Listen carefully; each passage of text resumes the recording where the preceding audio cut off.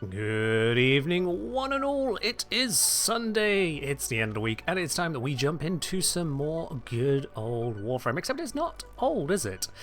We're going to be looking at what's probably going to be new. Welcome, everyone. Hope you're doing well where you are around the world today.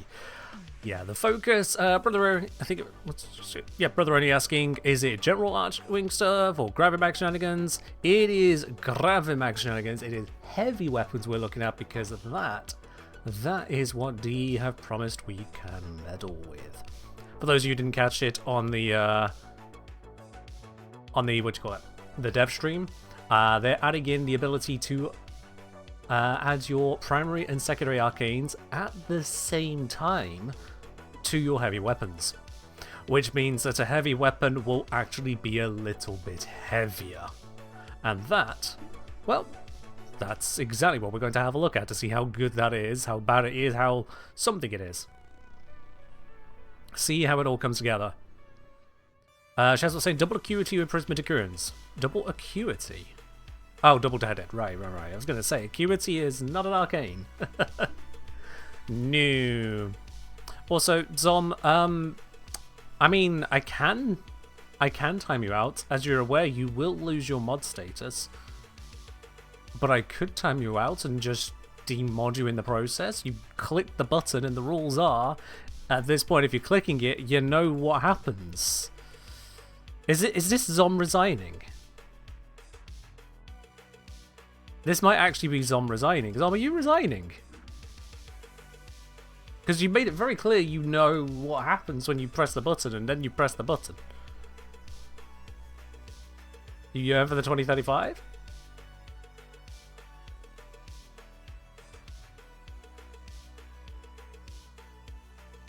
Who am I to deny my community?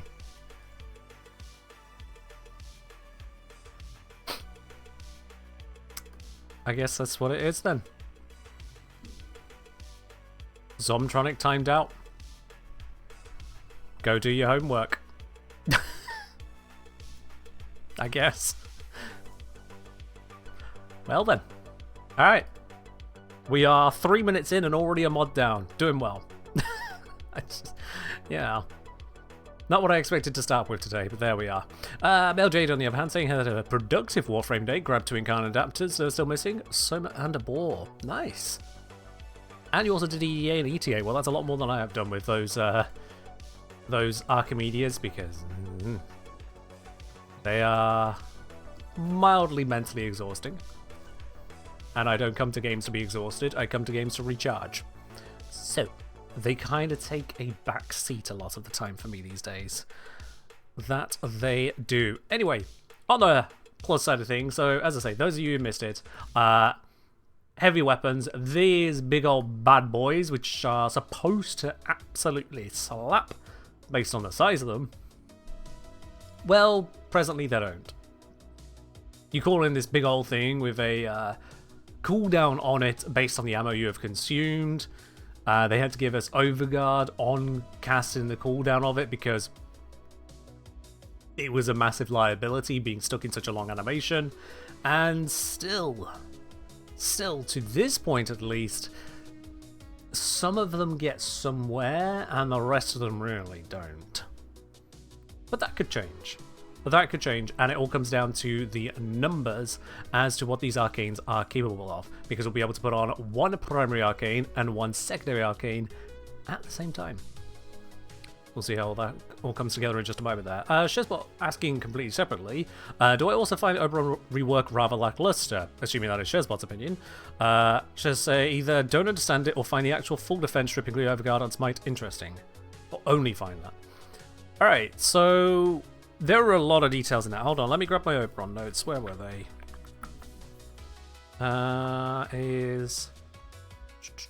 Nope, that's not them.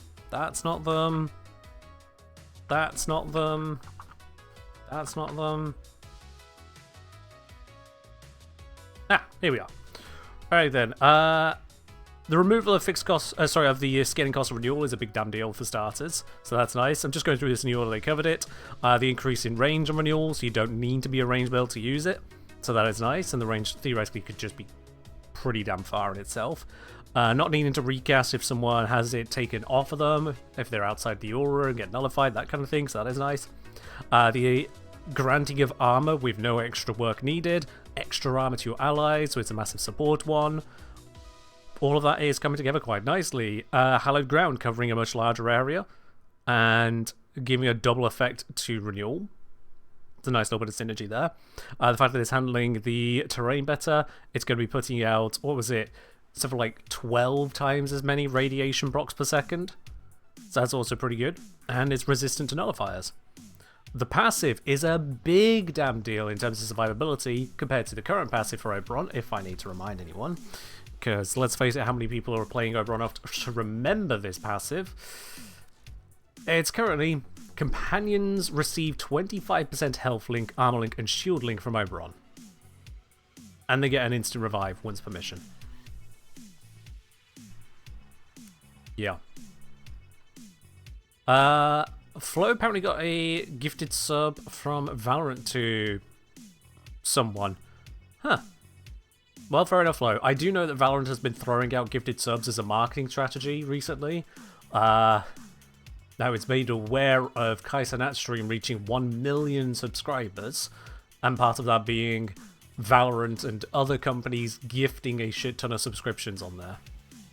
How'd that even reach you? So the way that Twitch subs when gifted to a community work is that they start with a selection of people who are active viewers, recent viewers, brief viewers, and just kind of spreads it out. The idea being that it rewards some people who are watching, rewards some people who have been around, and tries to bring in people who are even just briefly there to go, oh, what more can we see? And, yeah, there we are. Valorant is doing even more than I was aware of, because Mirrorlab just gifted 5 subs to the community, and quote-unquote Valorant joined in on that. So this is marketing. This is straight-up paid marketing that I wasn't even made aware of. I didn't see a notification on my dashboard for this. Let me have a bounce around here. Is there something I'm missing? Was it hidden under here? Nope. Was it over here? No. No, I have no notifications popping up to say that that would happen. So, yeah, this is straight up marketing. That is just marketing. All the same, Mirrorlab, thank you very much for the 6 gifted subs. All of them came from you, no one else whatsoever. Every single one of those was straight from yourself, so thank you very much for that, Mirrorlab. Much appreciated. It's gone out to Pixel27, to Ill Phantom, to Hythedoria, I think, to Chronochax, to Docking Champ, and to Top Tier Taylor. Thank you very much, Mirrorlab.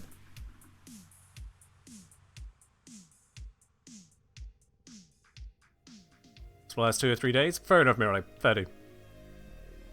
Yeah, I see why it happens. In terms of marketing, it is very much a hey, look at us, aren't we cool? Supporting your favorite creators. By the way, did you remember that this word exists and re-triggers any interest you may have? It's not supposed to promote the product so much as remind you that you had an interest in it.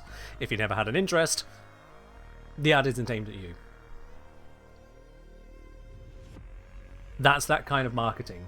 It's like product placement in a movie where you see a car roll up and that car has a very conspicuous logo on the front grille, and despite the camera being able to zoom in on anything at all, it seems to just perfectly track the logo. That's the well-lit bit for just a moment.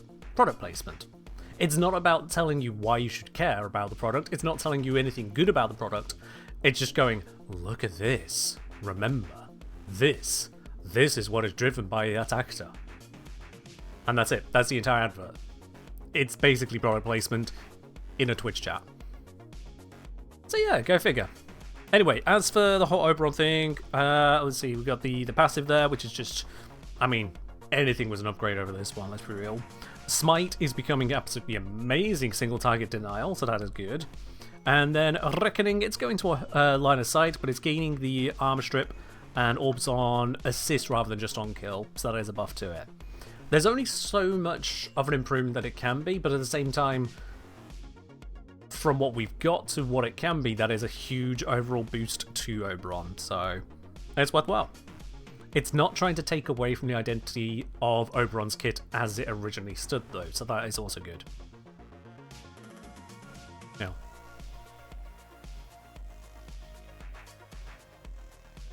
Orbs debuff instead of on kill? Exactly, yeah.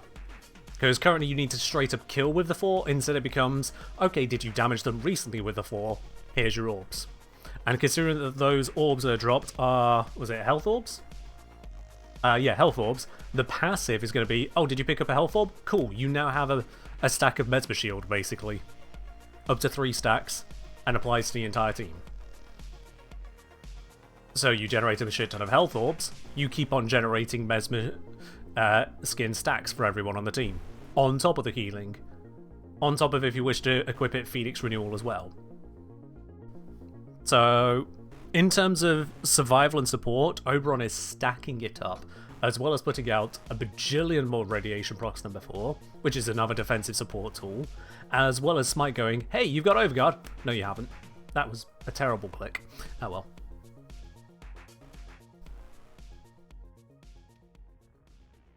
So yeah. Could it be better? Well, we don't know yet. We haven't got our hands on it. Aside from just scaling numbers to 11 or people going, I wish Reckoning would nuke the entire room. Or something like that. It's not supposed to be a nuke. So we'll see how the rest of it comes together. But it is still overall control, debuff, and healing. Which is Oberon. Smite's current HP and not max. A bit of a noof. There is that downside to it there. However, it scales up to 75%, which is my understanding. And if you can put a single viral proc on them first, then that should be 150%. Excuse me. There you go. Hey, you there. Nice viral proc. Dead. So that should be good, considering you also remove all overguard and armor, so it's not like they'll resist the amount of damage. You just go, removed. So we'll see how that all comes together on Oberon. But as I say, that is not really the focus today. Now the focus is on those heavy weapons. Now I have been building, in some spare time, building a Archgun output, Archgun. Always feels like it should be Archgun. Archgun output calculator. However, I've not finished building it. Why I didn't just use an existing weapon calculator I've made before now? I wanted to put more effort into this one. Because there's a limited selection of arc guns and a limited selection of arc mods that I could make it a little bit more user-friendly. But yes. Wonder if Oberon will pick up health orbs without needing Sim Fiber, or if health took damage. Almost certainly took out. Almost certainly. Almost every instance we have now of where an orb can benefit a frame outside of its energy or health, it'll enable it to pick it up, again, without needing to check the energy or health, respectively. I think Equilibrium was pretty much the last of the ones which needed to be sorted that way, and yeah. D made it clear. Yeah, we're fine on that. Health orbs and energy orbs are used for more than just health and energy, so can you use it? Pick it up. Does Crux work on Archguns now? Not yet. Hell no. Not yet, but when it comes out, yes, primary Crux will be equipable to the heavy weapons. Now, I'm not clear on if it's going to be just a heavy weapons or if it's heavy weapons and Arcwing mode. I think it's just heavy weapons, but I could be wrong on that. I could be wrong on that. Anywho, in terms of a little bit of a calculator, we just bring this one over and just set this up here. I have been working on exactly that. Now, it looks very bare bones at the moment, and that's because it's 1, very bare bones, and 2, not finished. But I've gone ahead and grabbed all of the weapon-based data and the mod effects, and the idea is to bring it all together where you can select in the mods, like your standard, just modding process, but have it not just output the various final details, but then to analyze those details, to bring it into what it's really good for. I also realized that I put empty, for some reason, in empty. I You know what, let's move that now. That's going to frustrate me. Cut this row. Let's put it at the top. Paste. And delete this row. Right then. Much better. That shouldn't have broken. Data validation. Un momento. Contains from range. Boop. There we are. I think I know how these work. Right. You can see Innovate being used on a lot of Archguns. I do see that coming, yeah. Archguns, not. I'm going to be doing the whole stream. I need to get used to it. Archguns. The H is silent. For reasons that no one will ever explain to me. We have the word arch, we have the word arc, and then we have the word arc with an H, but we don't use it.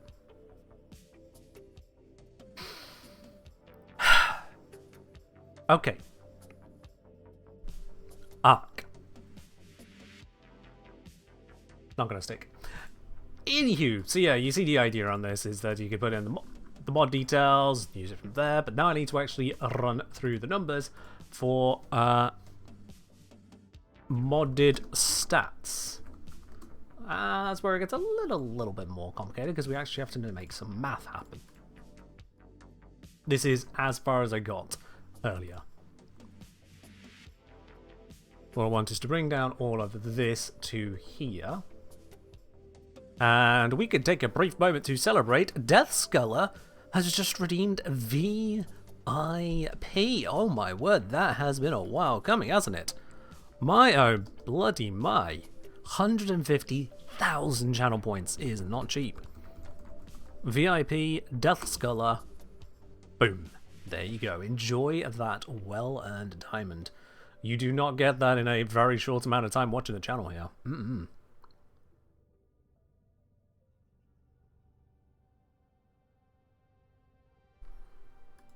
There we are. Out come all the VIPs to celebrate it. Alrighty, so with this then, we need to go. Let's see, so how is going to be best to do this? Yeah. This is equal to that plus, sorry, times 1 plus, yeah. Do I do an 8 stacked VLOOKUP? That feels really clunky.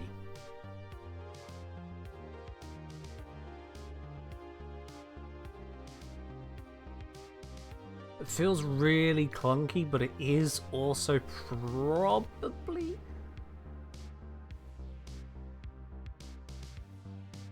best on this. Yeah, it's gonna be best. So I'll just do an 8 stacked VLOOKUP. We are searching for this in here.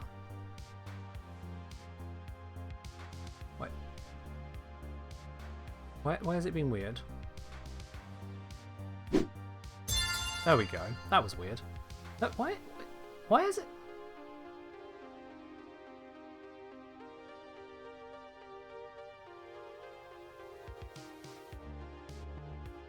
There. Okay, that was really weird. Flo, thank you very much for gifting a sub over to Mizosation.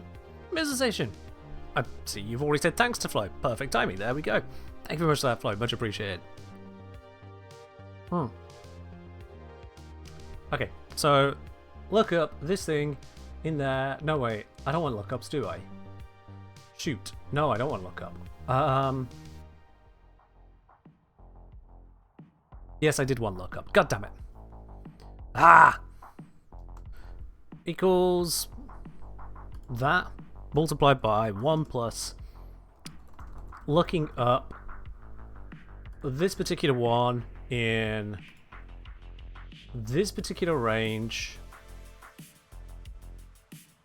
for index And I think I should have these organized in the same order as I have the stats, so it should be a case of incrementing it down.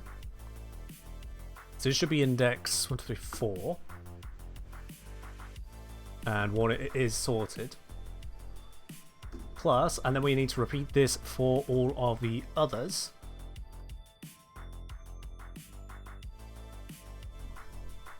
So we go. Let's look. 2, 3, 4, 5, 6, 7, 8. Oh, this is janky.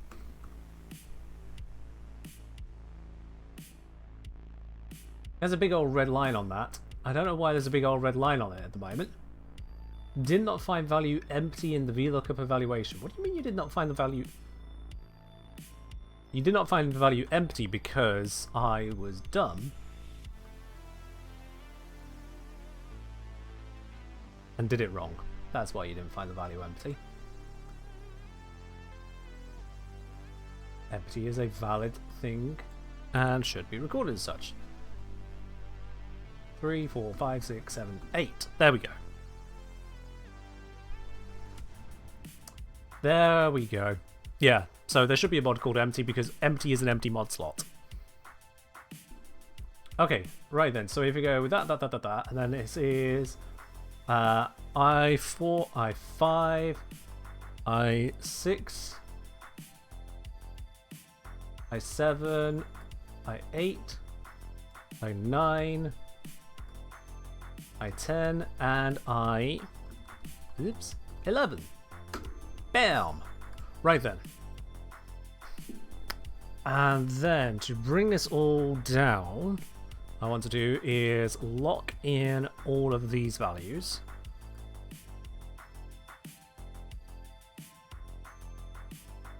So for anyone curious as to how I'm doing that, I am just simply clicking on the reference and then pressing F4. And F4, the very first time you do it, will turn it from a reference that can be adjusted into one that has the double dollar sign there, and that locks it in place when you drag it onto additional cells. There we go. But not going to autofill that just yet. We're going to drag that down just to reload, but on reload we now need this to be, instead of 4 it needs to be the higher values. Now rather than go through the process of typing in the exact lines ER, let's check if I'm correct on this. So it's magazine reload, attack. I'm going to attack. So magazine reload, and then impact puncture slash element. Reload, impact puncture slash element. Yep. Crit chance, crit damage, fire rate, multi shots, status chance, and damage. Damage is going to be an interesting one. Okay.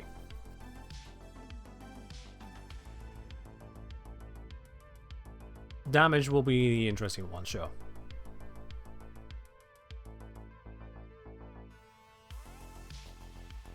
Are my percentages in the mod data table accurate? Actually percentages or text? They are actually percentages, yeah. Come on, I know enough about a spreadsheet to make sure a percentage is a percentage. You want validation on that? Equals 2 times this. 0.8, which is 80% if I turn this into a percent field. So, yes, definitely works. Okay, so,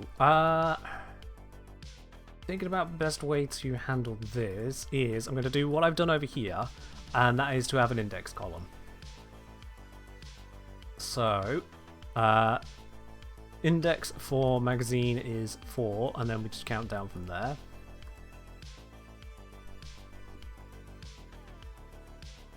Let's just create these. 4, 5, 6, 7, 8, 9, 10, 11, 12, 13, 14. And just to verify that is correct, the 14th on the index should be status chance. So 1, 2, 3, 4, 5, 6, 7, 8, 9. 14 is status chance. Good. Okay, yeah. Alright. God bless LibreOffice, he'll know. I mean, LibreOffice is probably fine, except I needed to use it the other day to access a file I've been sent because for some ungodly reason, the Muppet that was sending the file, despite having sent me plenty of PDFs before, sent me a pages file. It's like, don't do this to me. Just send me an actual file. What is this Apple proprietary bullshit? Do I look like the kind of person who uses Apple products? And so, after some digging, found that LibreOffice would open it. Alright, okay, get LibreOffice, install it, open the file, let's have a look, cool, do what I need to do with it. I go to create a new file later for my own work, and I normally use OpenOffice. Where's all of my new files gone? By installing LibreOffice, it wiped every single create new file listing in the create new file menu. All of them. I did some Googling, and yeah, it turns out it is LibreOffice that does this by default for reasons. It just wipes them all out irrevocably. And the setting to put things back into there doesn't want to work for some reason. I went into the edits. I went in to make the changes to put the desired files back in there, and now they won't stick. So I have a personal vendetta with LibreOffice for breaking my features because it was too full of itself. Don't do that. If you're going to change menus, ask. Turns out that people might be using other programs for a reason. So yeah, on that particular note, LibreOffice falls a step. How dare. Don't care how many features something has, when it decides to shove itself in my face by shoving my other programs to the side going, no, they don't exist, they don't exist. Look at me! No. So I uninstalled it because I was done with what I needed it for, and the next time someone sends me a pages file, I will tell them very kindly to stop messing around, just send it as a goddamn PDF. Or otherwise another usable goddamn format. Not pages. Right, there we are, that's one of the rants for today.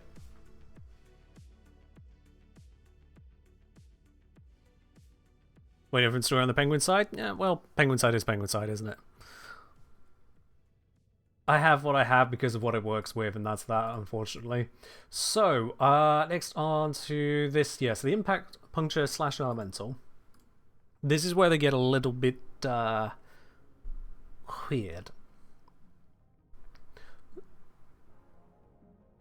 And in fact, all this indexing might almost be for nothing in a moment, which is a shame. I might...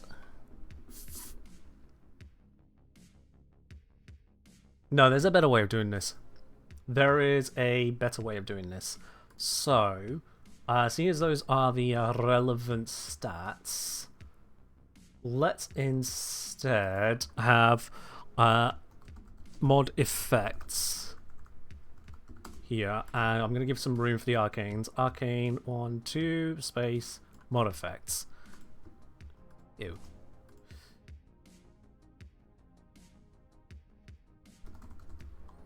We'll do arcanes in a moment.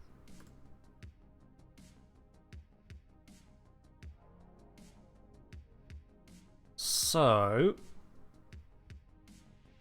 we'll go these 2, these 4, and these 5, which are all the relevant stats we're going to care about, to my understanding. If I need to add more, I know how to add more.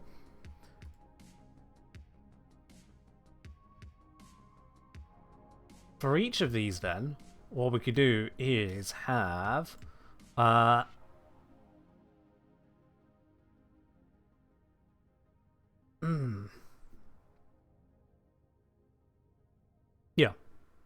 No.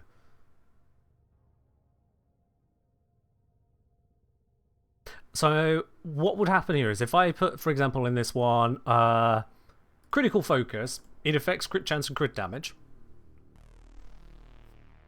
So I'd want then this spot here to go, okay, how many of these are crit chance? Let's go find the values for them.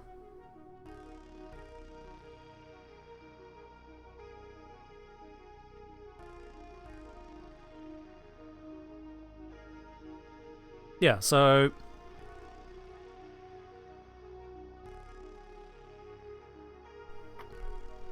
I could just do a VLOOKUP of each of these without having to look for the effects.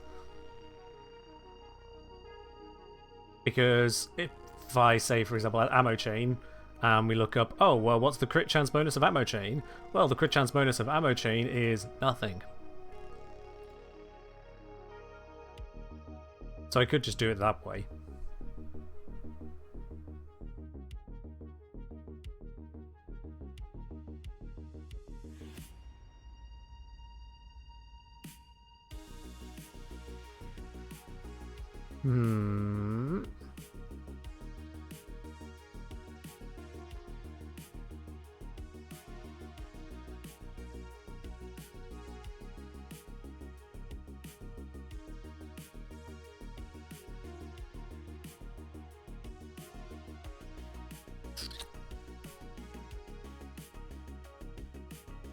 Yeah.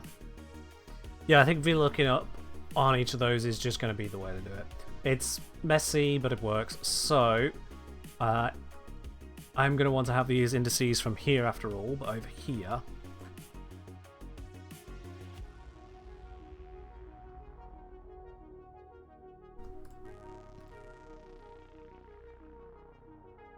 And then what we do is we take all of that lot from before and instead put it into here.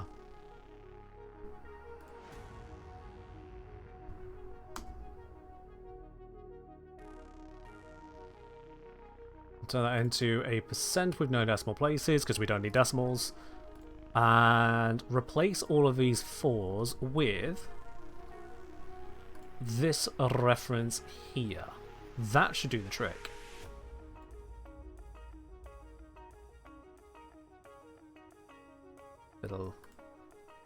Little bit of finagling. Grab all of those.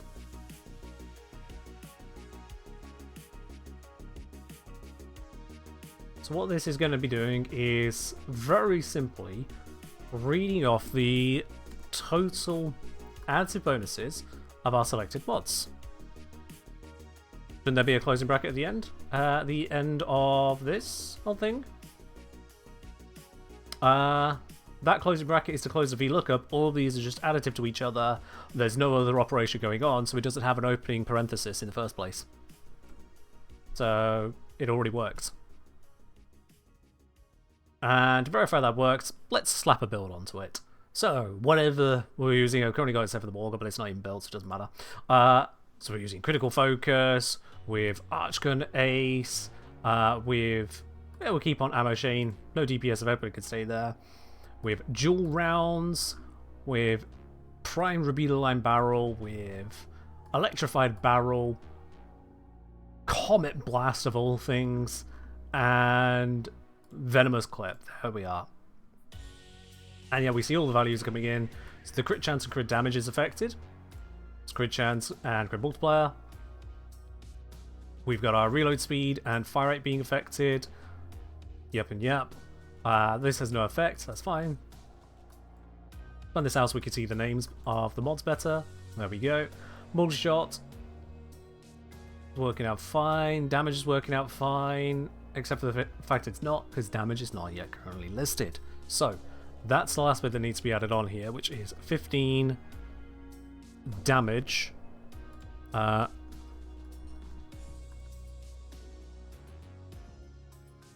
Make this format the way it should be. There we go. Send this one further down. There's the damage one. Excellent. Because that was what was different over here. So now this can simply be, instead of all of that VLOOKUP crap,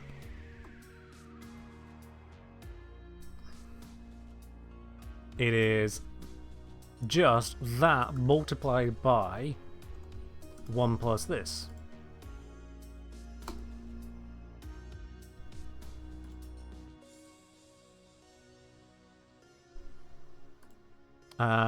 Now that is actually, so reload time, when you get reload speed bonuses, It is reload speed is, this is assuming all mods are max rank. If you're not fitting max rank mods, you don't get to use a calculator like this. I'm not trying to rebuild the entirety of Warframe. I'm doing it from this way so that then I can do additional interpretations and math with it. Whereas if you want to be piecemeal, just deciding, okay, so what happens if I use a rank 3 dual rounds? Sit down, shut up, and rank your mods up. That's what. Right. This will be divided by 1 plus the reload speed bonus. There we go. That's not going to break anything, is it? No, it's indexed, so that's fine. It works. Good. Yeah.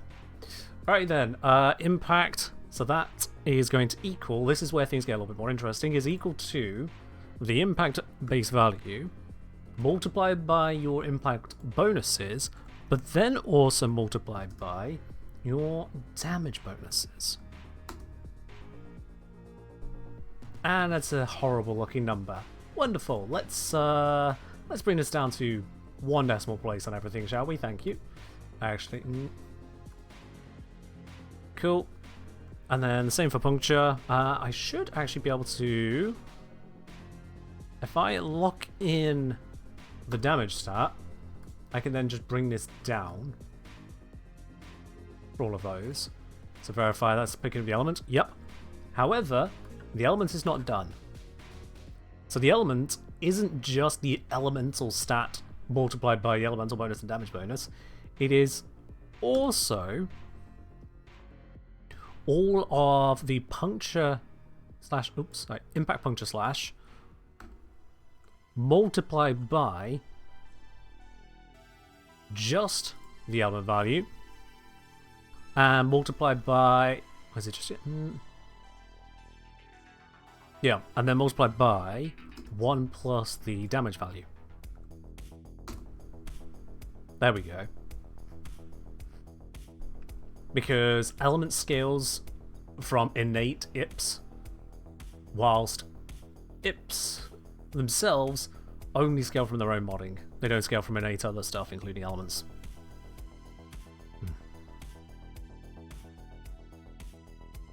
Captain Ravioli saying, I kind of hope that corrupted and galvanized arc mods will join the vaults of the Archguns. Getting some love, doubt it. I mean, we can see what the Arcanes do first. That's part of what we're doing here today, is seeing what the actual output differences are between these and other existing weapons. So, critical chance, let's slap this in here. Critical chance will be, is equal to the, right, I've just realized I'm running into a little bit of an issue here. So when I lock this in, I don't want to lock in I. Do I? No, yeah, I do lock in I. And I do lock in I-20. Because there's always going to be those values over there we're using. Same for this, that locks in I-21. Locks in I-22, we want to keep all of those. Is this separately counting base elementals? No. So if something has both radiation and magnetic, it is down to the user to recognize that they have radiation and magnetic and go, so what does that mean for me? It means you have fucking magnetic and radiation, that's what it means. In terms of the mathematical output of how much damage per second you're dealing, it's just damage. The only reason I have IP separated out from element is because D treat those differently. Impact, puncture, and slash don't scale the same way that every other element does. They're all over the place. So that's why it's done like that. I'm looking for the numerical output. The interaction of damage types and status effects is entirely down to the player handling it. Do we care about the alt fires at all? So this is where I've got this interesting little section over here. You'll notice the Morga is listed with its auto attack, auto radial, charge, and charge radial.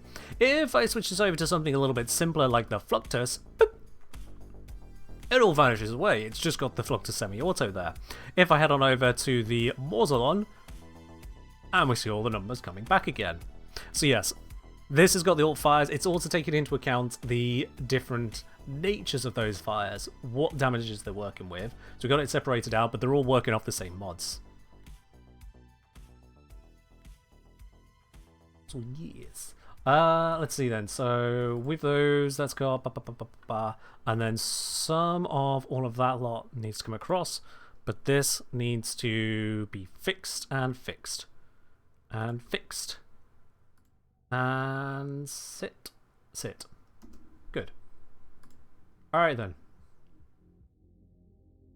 With the crit chances, that is equal to whatever our crit chance is, multiplied by 1 plus the crit chance modding. There we go. You need to be a percentage, please and thank. And yeah, we don't need the decimal place on the crit chance. It is what it is. For the crit multiplier is equal to whatever the original crit multiplier was, multiplied by 1 plus the crit multiplier modding. There we go. Once again, F4 on that, and lock it into place.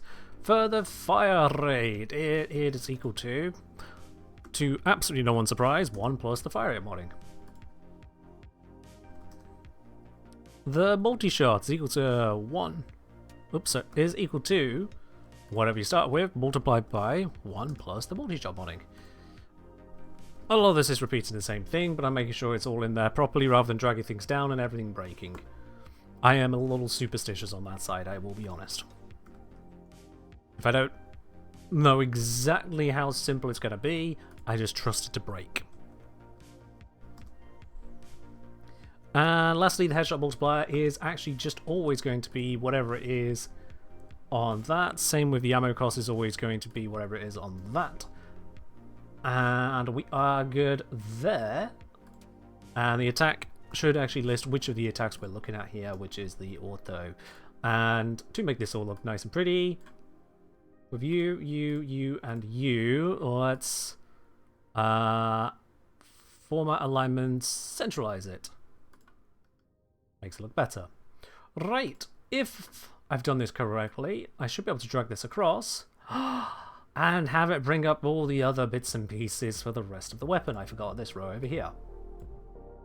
There we go. Beautiful. That is all working. And now with these modded stats over here, we can have our resulting effect. So, expected output. That's what we're going to have down here. Let's give it a nice little title font. That is the wrong way to do that. So let me try that again. There we go.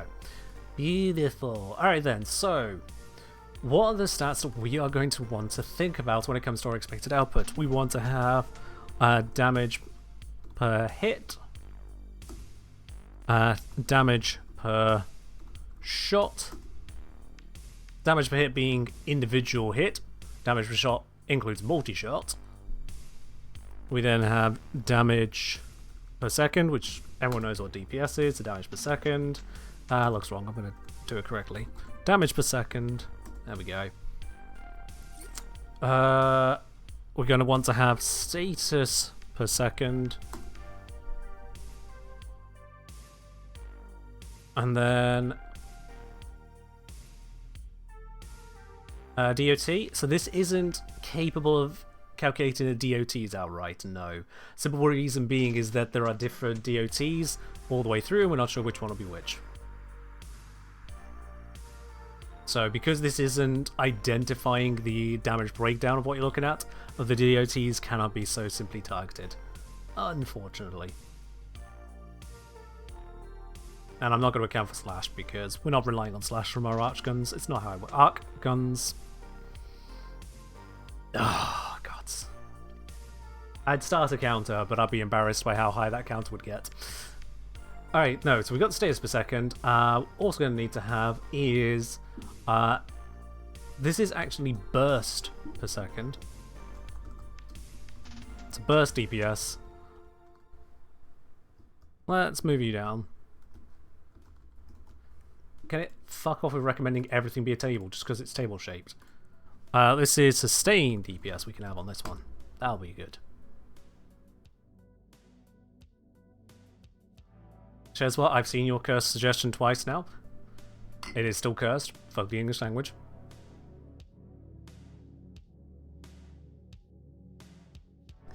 Okay, damage per hit, damage per shot, burst DPS, sustained DPS, status per second.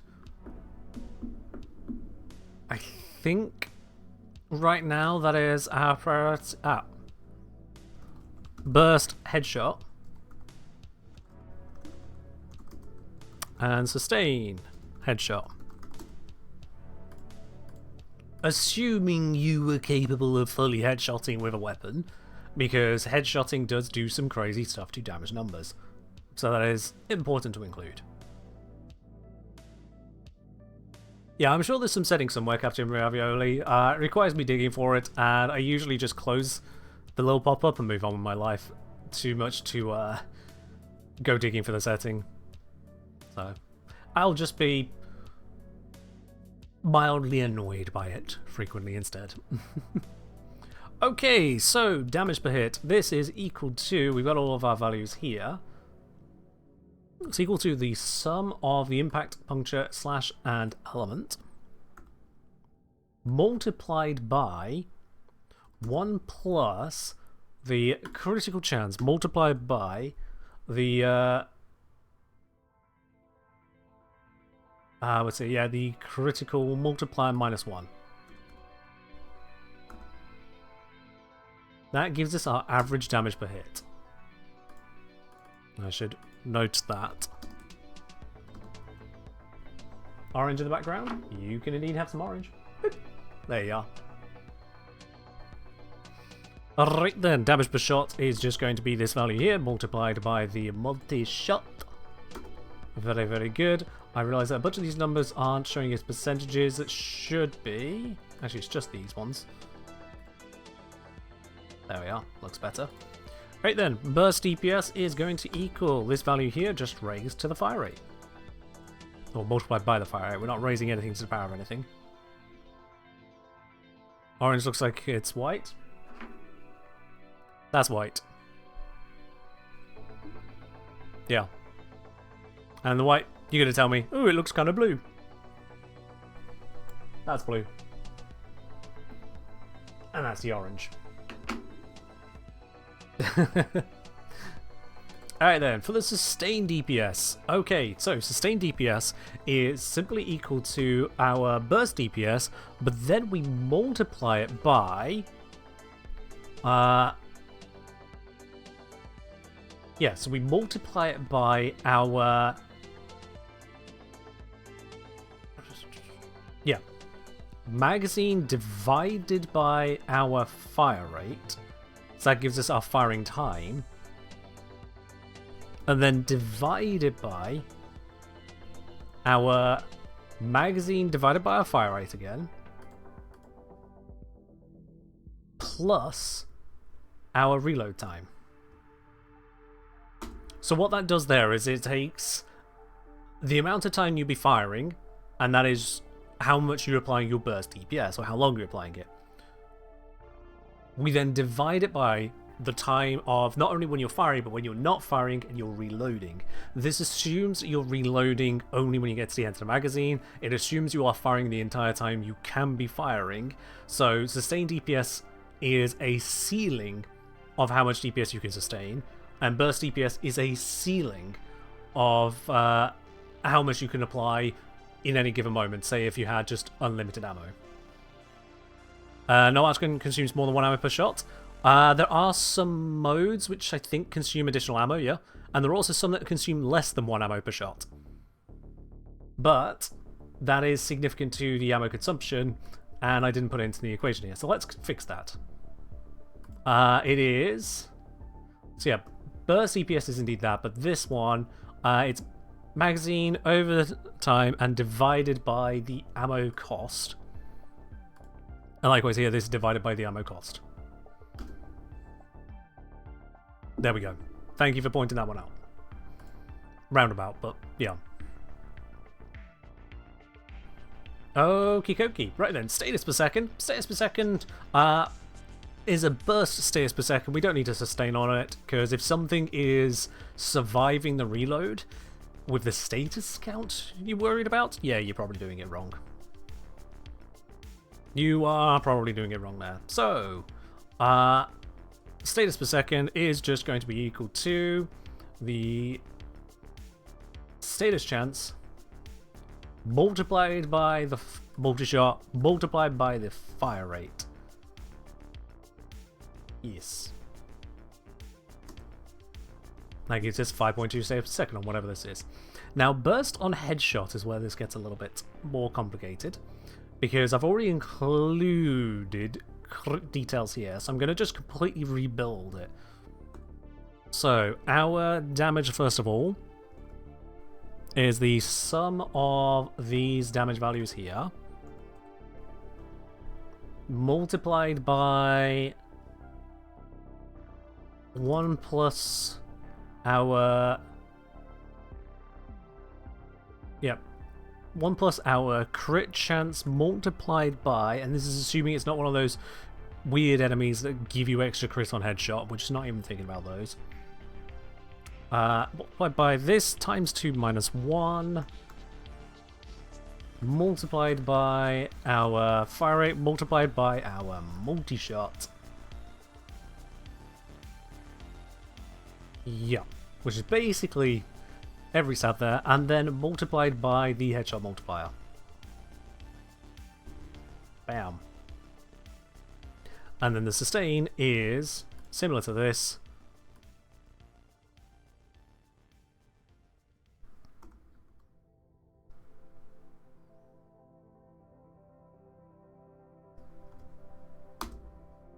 That. There we go. Right. Those should now work if I just stretch them across here.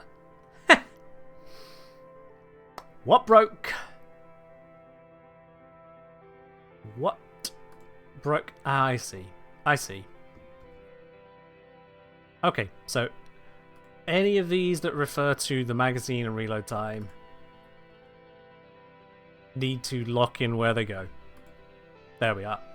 Right then, so in 3 and 4s, we just lock those in place so they don't go swanning off and breaking everything.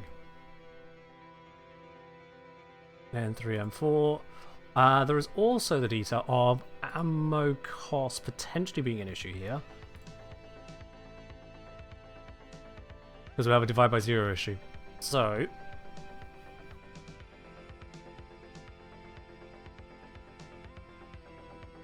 let's add a error check to this.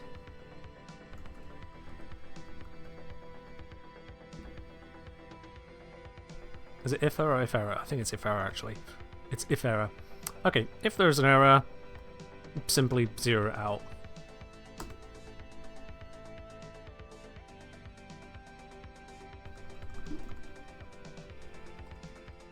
And the reason for that is quite simple. Some of these shots are shots that you earn and build up to, so they don't actually have an ammo cost, so they don't work in the normal way, so a sustained DPS doesn't really exist for it. Do we know if the Archbex is going to get arcane slots? I'd be very, very surprised if they give the Archbex slots, because the Archbex was one of the reasons they introduced damage attenuation in the first place. So I'd be very surprised if that gets given anything as well. Very surprised.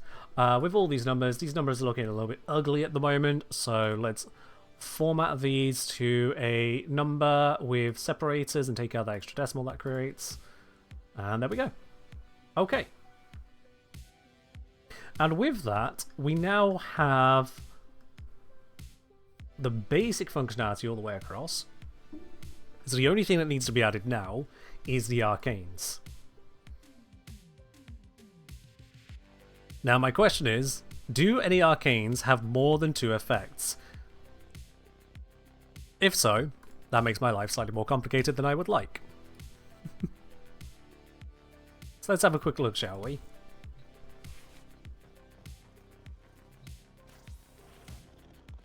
Alright then. Primary arcanes. Reload speed, damage, that's not even going to apply anyway. Crit damage multi-shot. Status chance, ammo efficiency. Damage, headshot, recoil. Recoil is irrelevant, so it's just damage and headshot. Damage, energy regen. It's not even going to be a measurable one. Crit damage multi-shot. Damage and reload speed. Not under EPS thing. Place it around. Oh, God.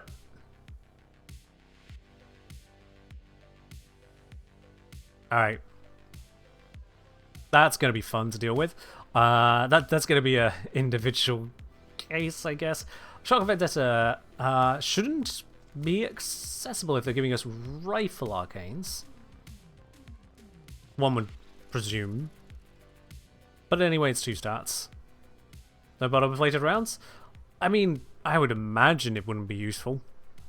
To be quite honest, I would imagine so. But you never know until you check these things. And that is that there, so that's good. Oops. Okay. Ammo efficiency with dual pistols, so some people are hoping that that's going to be available. That is crit chance. Almost irrelevant to us here. Single damage, single crit. That's just reload speed and multi-shot. Damage and headshot. Just damage.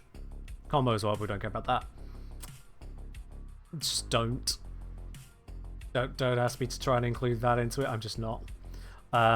Increased crit hits, yeah, it's just crit chance. Damage to Overguard, fair enough. While buffing ally warframes plus crit chance per buff.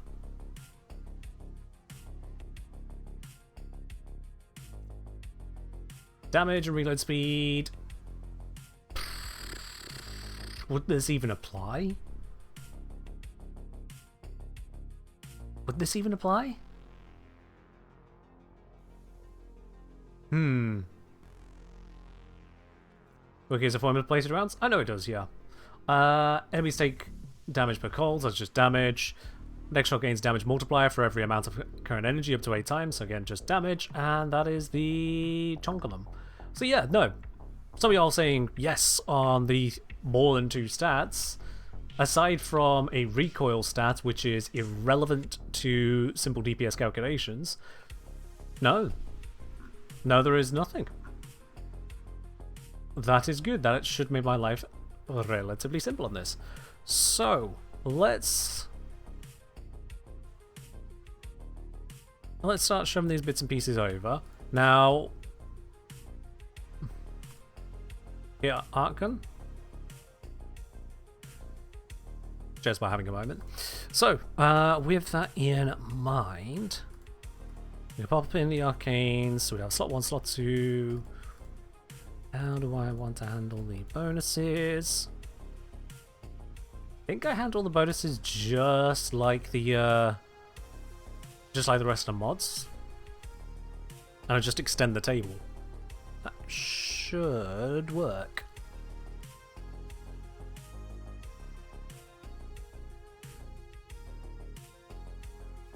Merciless reload speed would factor into sustained DPS? Yes, it would.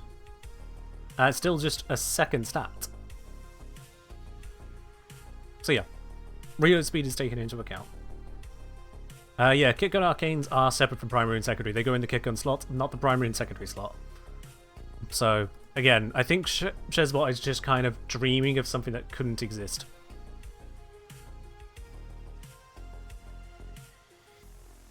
Yeah. Alright then, so slot 1 and slot 2. Actually, no, slot primary and secondary. Let's make this clear as to what those are. There we are. Alright then, mod data. Let's go through these then. So, sort these by name. Just make my life a little bit easier here. So, fractalized reset is frankly going to be a bad idea for pretty much everything, but fractalized reset. I need to freeze the row so I can see what's going on. There we are. And that is a 240% bonus.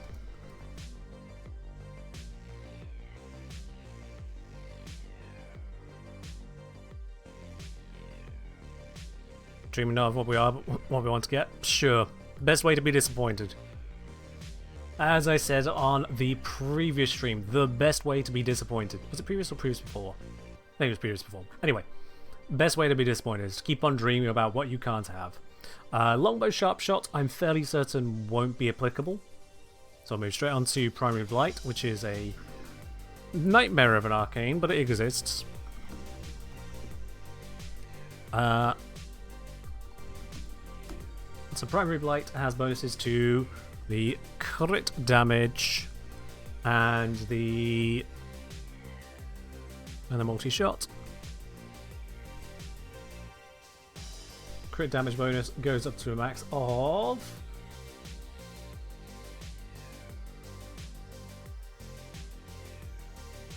36, 72, 144%. And the multi-shot goes up to half of that, which is 72%. Cool. Sexy saying maybe he's saying that the bonuses might still apply if you block them before you use the grab mag like a Tenekai stat stick. Which bonus on a kick gun arcane do you imagine would apply to an arc gun? Because there's only 4 of them, of the arcanes. And I'm not sure which one you're hoping would apply. You got send out sparks on headshot, that's in the moment. You've got bonuses to some casting stats, well they just stay on your casting stats. You've got it's a battery, not a reload, that wouldn't transfer over. And then whatever the final one is. That is so bad that I can't even remember it.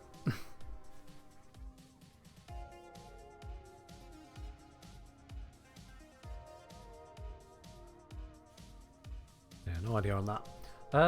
Primary Crux, you are a bonus to serious chance at ammo efficiency. Ammo efficiency I've not put on this table so far. Oops. Status chance, ammo efficiency. Let's add that stat in over here. Ammo efficiency. And slot it in.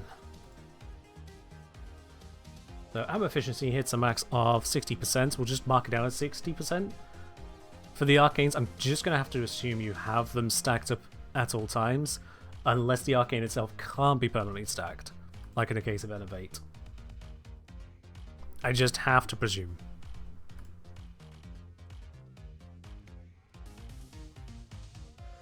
Shezbot, which particular residual on what particular feature are you thinking of? If I'm going to pull myself away to answer your query about a kick gun potential arcane working off a Warframe on an arc gun in a way we can't even check yet, what is it you think is going to happen? Walk me through the process so I can see where you've gone wrong, quite frankly. Because it turns out that kick gun stuff typically works on kick guns. Alright, Deadhead. Primary Deadhead has a bonus to both damage and headshot multiplier. So damage, headshot. I'm going to need to put the headshots in as a new column.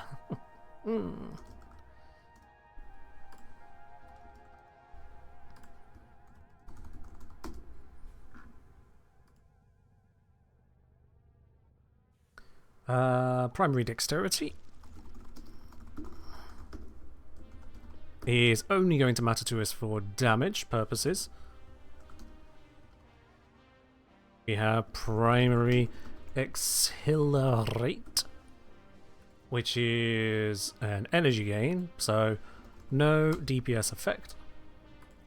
Primary frostbite, which is a bonus to crit damage and multi-shot. The bonus crit damage goes to a max of 120%. To multi-shot it goes to a max of 90%. There we are. We have Merciless.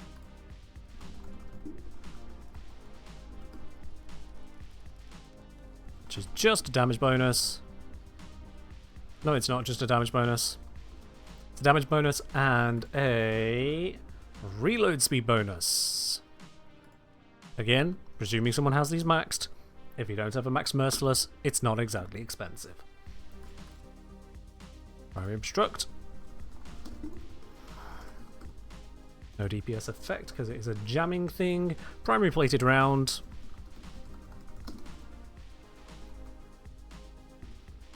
When it puts in effect, I refuse to calc this.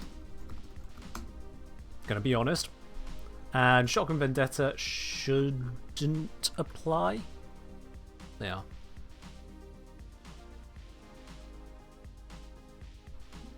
Fair enough, Jezbot. I will leave you to your imagination then.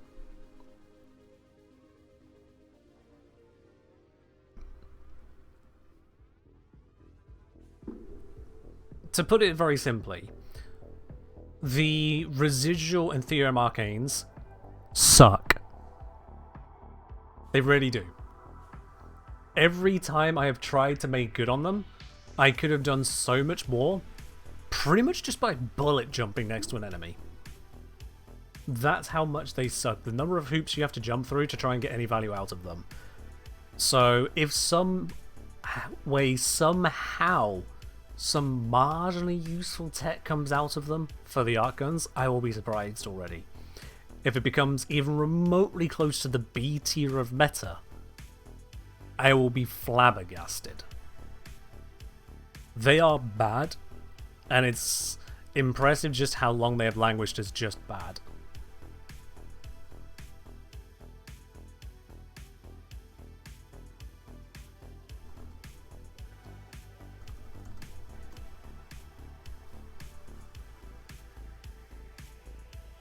Oh yeah.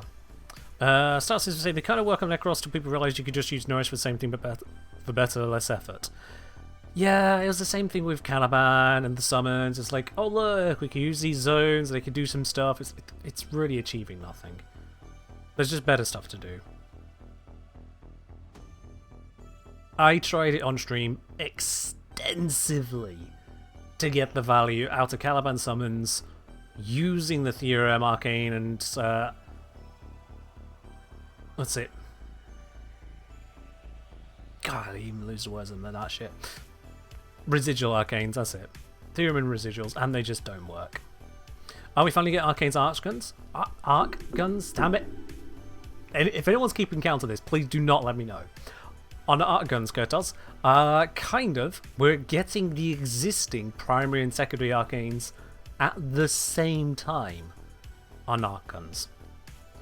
So when you deploy a heavy weapon, you can have it deployed with, say, primary Merciless and secondary Fortifier at the same time on that gun. Oh, only we are so far past 5. We are so far past 5 incorrect pronunciations of that goddamn word.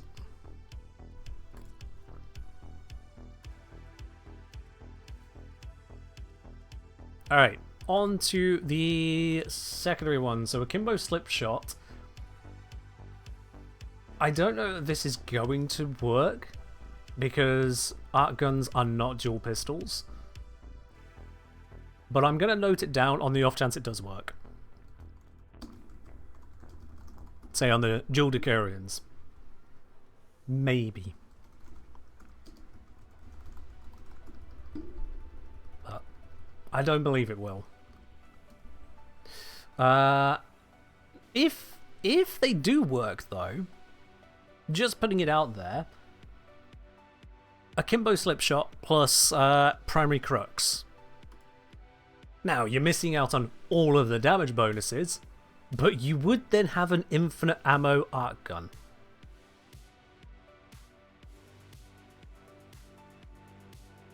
But, yeah, that would be as far as you go.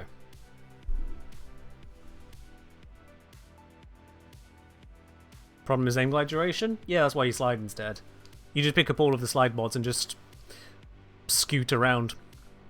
Infinite ammo scuttling.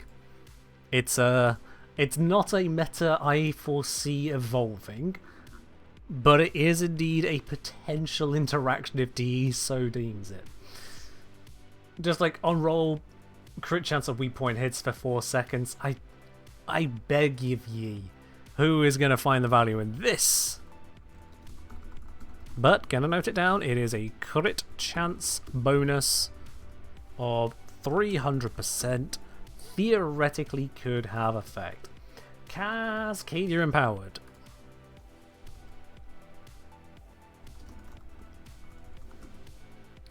Is one that is not going to be worth calculating. It's a goddamn Archgun. Why are we trying to do this? Don't put that on it. Tempest with Hydrate. Cheers.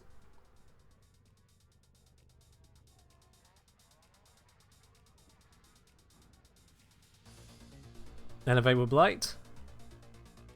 Why Blight? Alright then. Cascadia Flare. Which is a just damage bonus, but a pretty chunky one. And pretty easy to utilize. Cascadia Overcharge. Whilst Overshields are active. I suppose might be a little bit easier if you could generate yourself some Overguard, but considering this is a secondary arcane, you can't stack on the Overguard secondary arcane with it. So good luck.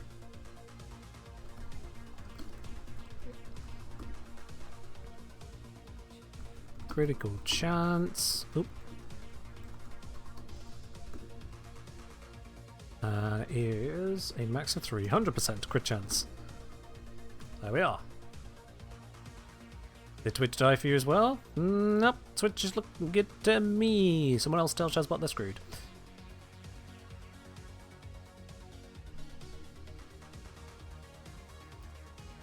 Alright then. Conjunction Voltage. Another one I expect to go not very far on the arc guns, but it is indeed a reload speed and multi-shot bonus. Let's see, reload speed is in this section. Reload speed is a max of 60%, and multi-shot is double that, 120%. Okay. We have secondary Deadhead, which is the damage, and headshot bonuses again. For damage, 360%. For headshot, a 30% bonus. We have secondary dexterity, which is just the 360% damage bonus. We don't care about the rest on it. Secondary encumber, I refuse to calculate, because the situation in how it applies is just no.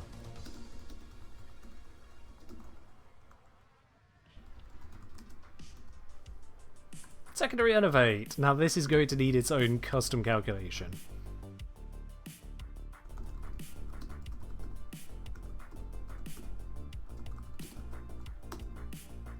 And secondary Fortifier.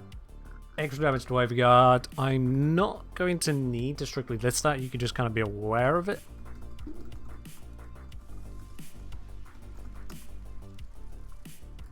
Secondary Kinship is... Gods.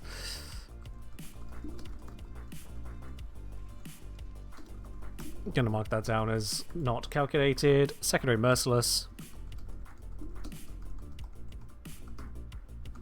as a damage and a reload speed buff. Reload speed is... Yep, 30%. Damage reaches a max of 360%. Nearly there on filling this out.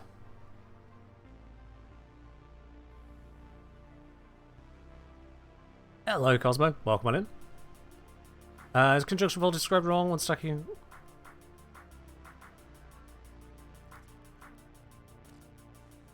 %, stacking 40 times 60.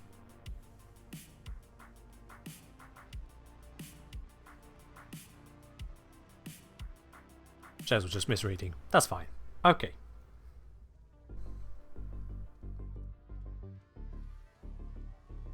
Let's see. Merciless is in. Secondary outburst. I will mark it down as assuming people are using it at maximum effectiveness on a standard weapon, so that'll be 11 times or 220% on both bonuses.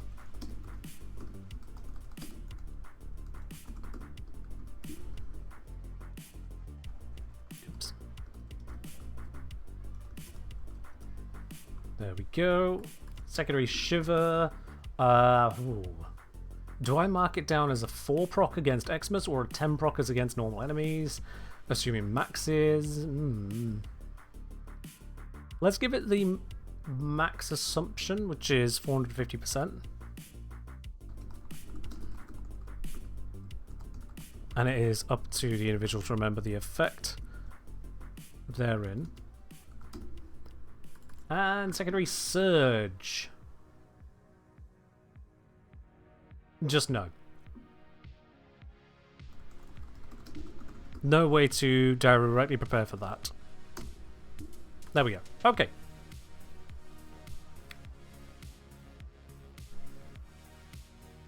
Fast Fire saying Incumbent may simply be 20% more status per status, or 1.2 times, and call it a day. Yeah, no, except it's not really that, is it, Fast Fire? Because any multi-shot and AoE effects will expand the application of the weapon, but not the application of Encumber, and so the effect comes down. Yeah. This applies as Gunko? Well, this one does. Surge.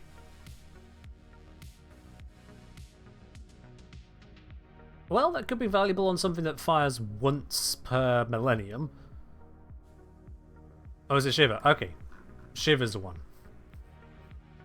I'll be honest, I lose track of which bonuses are fucky-wookie. There's just so many inconsistencies in the damage application of the mods and arcanes and abilities. This one slips my mind.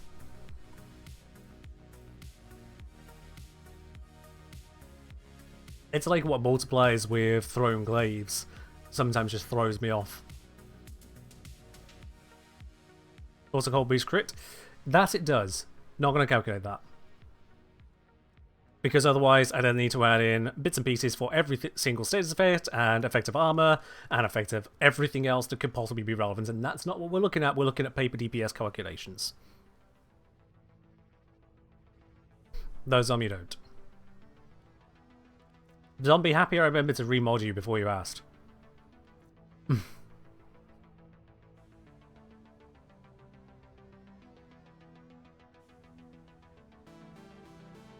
Yeah. You know what, Star Systems? I think we can just kind of go one buff at a time and see how the Archguns look. So, I need to do a data validation. Actually, I can move this back over now and you're all back with me on this. Here we are. Just put that on the screen. There we go. Okay. So back over here now, let's go for data validation. There it is. Data validation. Add a rule for the primary cell. Drop down from a range.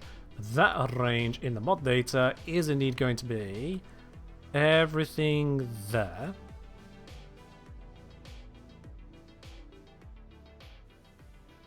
Let's try that again. Everything there. Done. Check that went through correctly. There we go. And I need to add an empty value to it. Oopsie.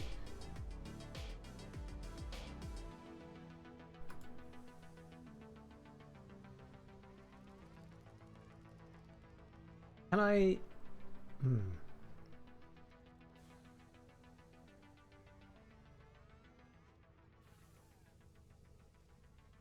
Will it break if I try to give it just... Oh dear. Yeah, that doesn't work. Okay, that's fine. What I do is I copy this, come down to the primaries, add in a row here, paste it in. We come down to the secondaries, add in a row here, we paste it in.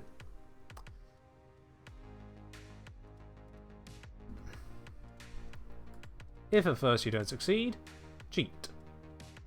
That hasn't worked.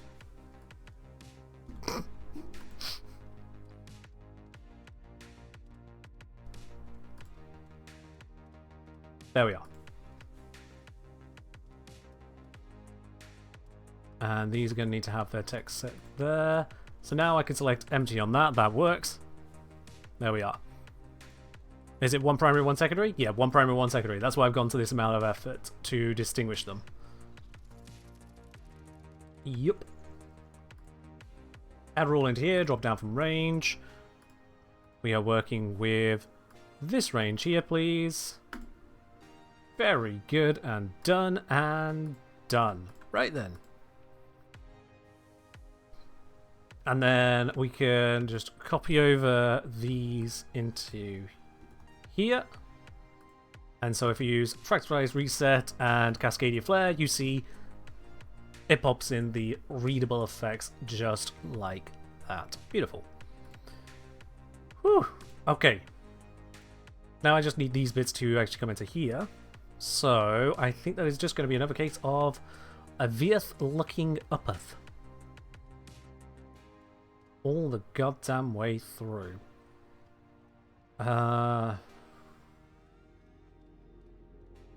Yep.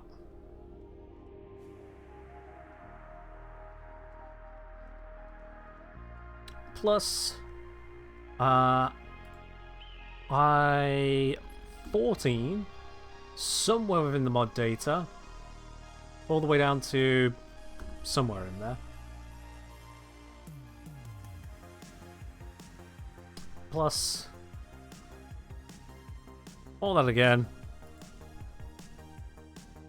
But for I15. And if I copy all of that, we can then apply it to the rest of these and just update the index reference they are using.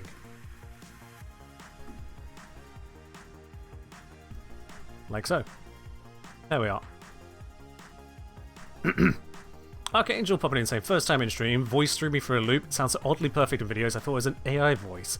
Just like a really good one. Why do so many people think my voice is AI? You're not the first person. You won't be the last. Why do so many people think my voice is AI? I just... Does everyone expect to come to the stream as, hi guys, I'm working my way through these details here, and with the impact, because, you know, I work with spreadsheets. I just... I don't know what it is. And then there's other people that'll come over and they'll go, whoa, you sound nothing like your videos. I expected you to be all perfect conjugate video voice, and instead you're this animated weird nerd. Like, well, yes. I play Warframe and make videos about the math. I have to be a weird nerd. And the animated is just because I'm on a stream, you know? I mean, do you expect me to be boring and dull? And, well, I would, to be honest. So it's a fair assumption. But yeah. I speak too well. I speak too well, so I must be an AI. I feel sorry for every actor, every voice actor, every comedian, every professional that speaks in some way that apparently is now AI. Reading out a script is the exact task AI voices get. Yes. Yes, but AI voices, unless they are really well trained, will not pick up on the certain stresses, the certain intonations, the certain variations to what you want to say that needs to be thrown into a script. A good script being read out is far more than just the words on the screen. It is so much more. If you just grab an AI voice tool, even if it's trained on your voice, it's not going to know where to put the right stresses, because we do communicate so much more than just what the words are, but where the emphasis is, where the intent is. Like that there. Not intent, intent is. It's so much more than just putting it through a machine. At least I'm not boring. That is the goal. I do feel like we would not have 100 people here if I was boring. I am still clueless as to how we get 1,000 people here, or 10,000. If anyone knows the trick to that, I'm all ears. Real people, not bots. But yes. I'm glad I'm not boring. Yeah, my voice is terrible at getting the right intonation of words, very based on context. Yeah. I mean, some of them are better when it comes to the words in context. Knowing between lead and led, sure. But it's knowing when to really particularly stress a word. I mean, let's take Happy Hour's comment here. Perfect one. Happy Hour going, oh boy, I join and see a spreadsheet, I was missing a good stream. Is definitely not what they were saying it. Oh boy, I join in and see a spreadsheet, I was missing a good stream. Or it could be, oh boy, I join in and see a spreadsheet, I was missing a good stream. Now I'm assuming, based on how many times Happy Hour is here, it's not the second interpretation. But again, you can't just get an AI to know which one to read. You just can't. At best, if it's well structured, you can give it direction. Much like you would an actor. Give them direction as to how you want it to read it out. And then you're praying that it knows how to read that direction. At that point, you might as well just hire talent. They're called talent for a reason. Okay, so on this one, yeah, I've done the mod data section to that one, so now I need to add to this one. And this needs to be G20. There we go. Actually, wait. Can I just... Didn't I design this to just drag down? Oh, I did, didn't I? Yeah. So I can just go... Yay! All that effort I put in earlier worked and made the drag work. Okay, that's good. So, with this then, we can now shove in the mods, shove in the arcanes, assuming all things are maximized for what it needs to be. Look at whatever gun, it goes through all the numbers and it tells us, here is our damage outputs that we can expect from these bits and pieces. The burst DPS and burst headshot are less relevant when it comes to your charge up attacks with the Morzelon and things like that, but it should work. Does any primary and secondary arcane combination have an interaction? Aside from the very obvious definition of interaction, in which case the answer is yes, every single one of them, what interaction are you expecting here, Lincont? What interaction? Bearing in mind that it's not been added to the game yet, so if it's a bugged interaction or a unexpected multiplier interaction, we can't find out yet. Anything unexpected, we literally can't test, because it's not here.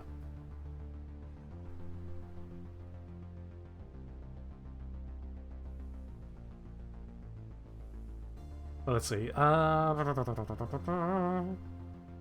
Also, this alone is pointing out some notable detail in the Morzelon. The Morzelon has, what's it, base damage of 180 on the automatic fire versus just 72 on the radial.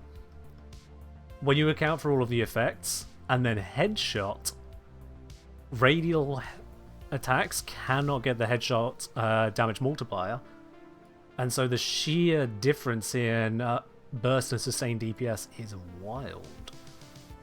Just something to make note of.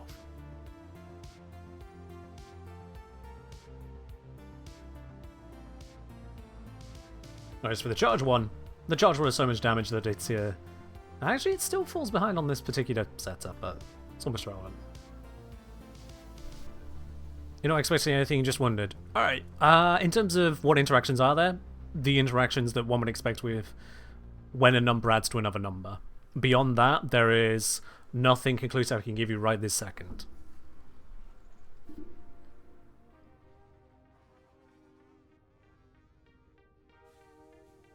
Okay, so from this setup here, and just taking everything as generally additive, no weirdness going on. Now this is just using random mass mods. This is not actually modding, so let's zero these out.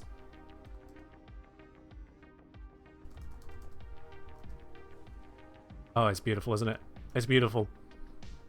How easily we can unmod an entire item like that. Mortal can't get punched through.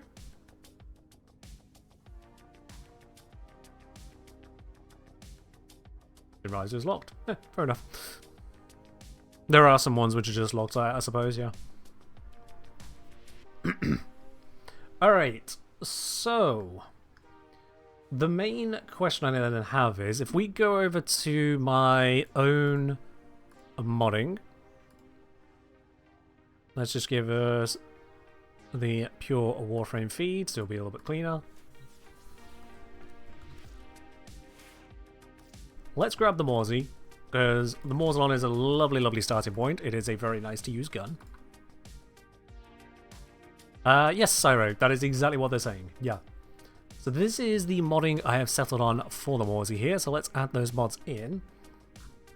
So it's primed Reveal Light Barrel, hollowed bullets, parallax scope, electrified barrel, automatic trigger, dual rounds, quick reload, and venomous clip. There we go. Which at the moment gives us a burst direct DPS of 150k. Not even 150k, it's 145.6k. Is there a reason for dual rounds instead of prime dual rounds? The reason is I think I made that build before I got prime dual rounds. Come to mention it.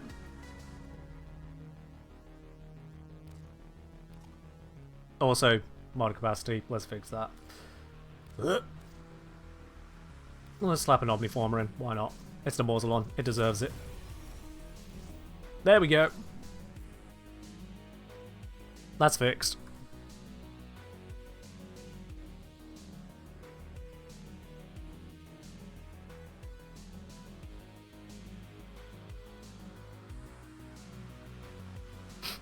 Okay. Yep, so that is all in position now. Right then.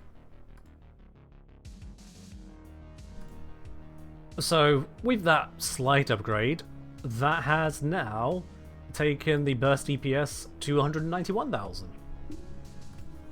It's already a pretty good jump, isn't it? Am I looking at the same thing as I was before? Yes, I am. Yep. That is a pretty significant increase. Very good. But still, 191,000 DPS is still merely 191,000 DPS. Off topic, anyone got tips for solo steel path interception? Vauban or Cora? Straight up. So the reason for those two is that they can both just set up a major area denial over some locations. So you go around capturing locations. As soon as you capture one, you put down the crowd control, you move on to the next one. Don't try to defend it, crowd control it. Once you've got all 4 sites, then you keep the crowd control on the 2 sites which are hardest to get to, and the remaining sites, or in Vorman's case, no remaining sites, you can hit all of them at the same time. But in Cora's case, the other 2 sites are the ones you actively damage. Yeah, Cora and Vauban, straight up amazing choices for it. Straight up.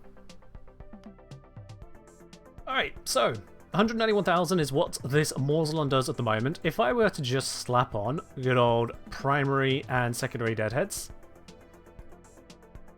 our burst jumps up to 670,000. Oh, isn't that beautiful?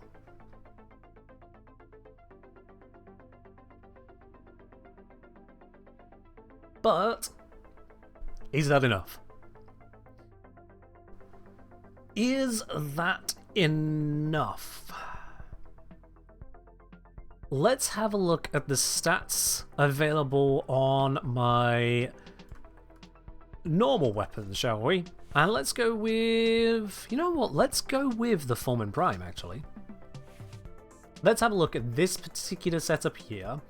But assuming we were using galvanized chamber. Why is it split chamber on there? I don't know. So let's just use this as a base. This is without viral? Yeah, that was without viral procs. Yeah. So, looking at this then, let's just dip out and back in because it's messing with the numbers in front of me here. Yeah. We're going to look at the semi-firing mode. Now, the semi-firing has got a number of stats pre-calculated into the numbers here, so I'm going to have to divide them out and put in what would actually happen.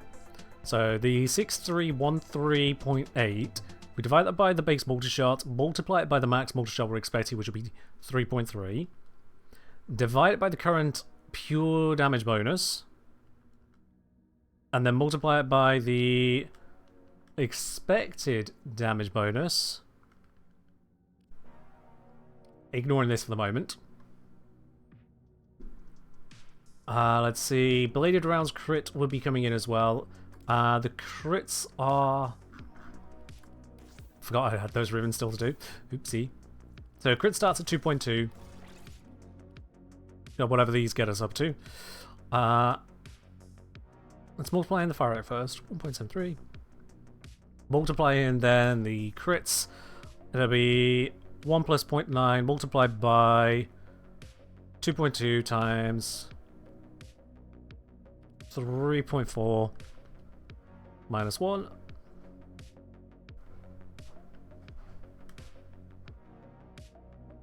Comes out to, before Galvanized Aptitude, and without going for headshots, 330,000 DPS. With Galvanized Aptitude, this lads on, or multiply in, a full-on 80% per status effect on the target. If we assume the target has even just 2 status effects on them, just corrosive impact, this will increase this by 160%, bringing us to a DPS of 860,000. Non-headshot.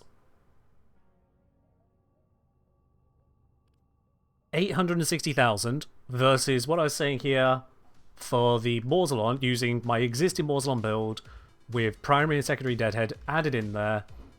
The non-headshot DPS will be 670,000. 860 versus 670. That's not quite what I was hoping for there. It's not terrible, it's not far behind the Fulmin Prime.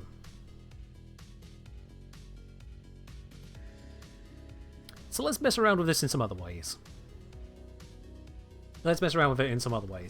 A lot of people going, well, lots of talk about primary crux and variations thereof. What if I just switch this out to primary crux? Well, the very simple answer is the damage goes down. Because primary crux massively increases your status output. We can see here the status output is now 29.1 on the direct targets, let alone the AoE. The AoE will add on another 29.1, up from 7.3. That's a pretty big increase right there. But you also lose damage by not using a damage arcane. You gain ammo efficiency, so you can fire for longer, but the sustain simply can't make up for the loss of a damage bonus. Similarly, with the damage bonuses being so strong here, primed Rabido lined barrel has less value. But the question is, what can it be changed for that's worth it? Because I can throw in Magma Chamber, and our burst now is 642, that's lower. Electrified Barrel, I've already got on here, so I should be using a different one. Oops. What is the heat one? The heat 120%. Combustion rounds? Yeah, there we are. So with combustion rounds, the burst DPS does hit 738. Okay. Which is still below the Foreman with 2 procs.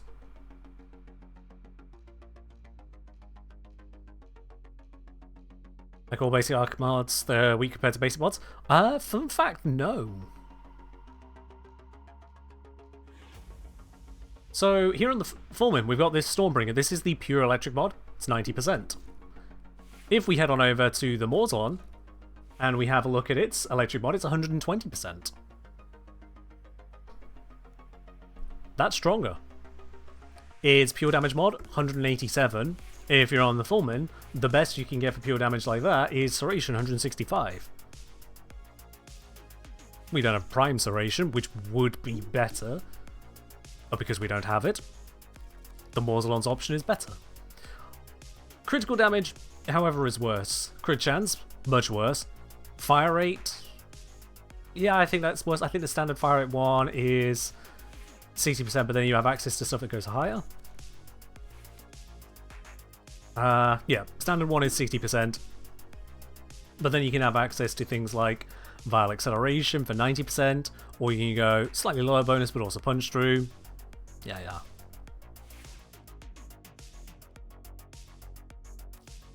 Now, there are other mods which do just suck in comparison, yeah. Prime Dual Rounds, a primed multi-shot mod, gets to 110%. This Galvanized mod gets to 230%. I mean, it's just not even close there. And let's see.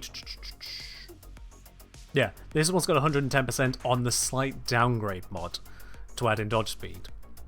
So there are some mods which are noticeably worse over here. Worse. Better than the alternatives, but not by much, and is worse than the secondary one at 220% on Hornet Strike. Just worse than the alternatives. Better, but it's not winning any awards. Quick reload is just for Necromech use. It is mostly for Necromech use, but it does also halve the reload time in general. It does halve the reload time, which is nice.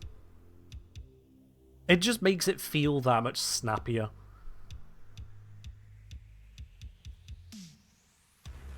In a looter shooter, who wants to spend their time neither looting nor shooting, but waiting?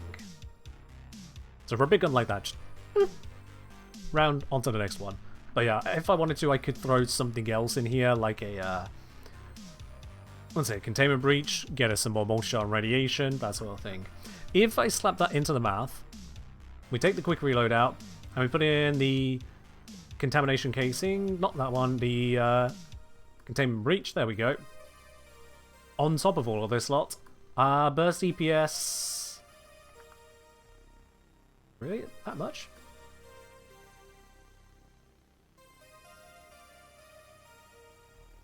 Oh yeah, because we've got the combustion in there as well. So it goes up from 738 to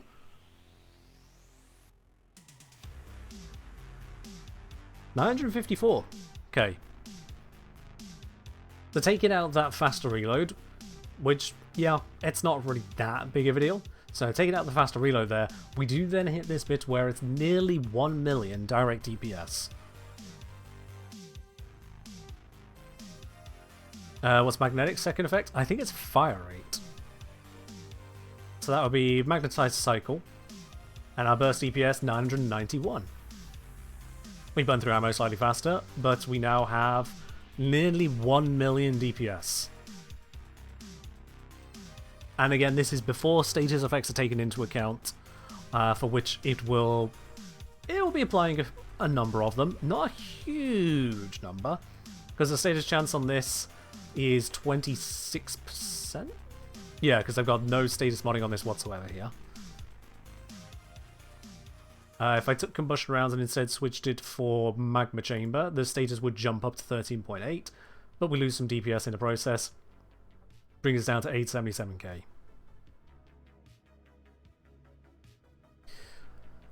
Go ahead, Phoenix. I can guess Archguns, no matter the arcane combo, are never going to be as good as primary, so rather than just raw deeps, considering what double the most goofy, fun, and powerful combo can be thrown onto them.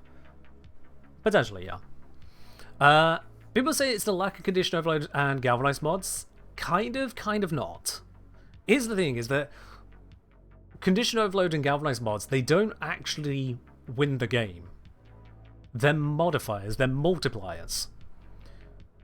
If you put condition overload, galvanized chamber, or whichever one it is, all the galvanized mods, if you somehow got, yeah, actually, you know what, let's go so far as to say you get every single galvanized primary mod, every single galvanized secondary mod, and condition overload, and you shove all of them into the Stug.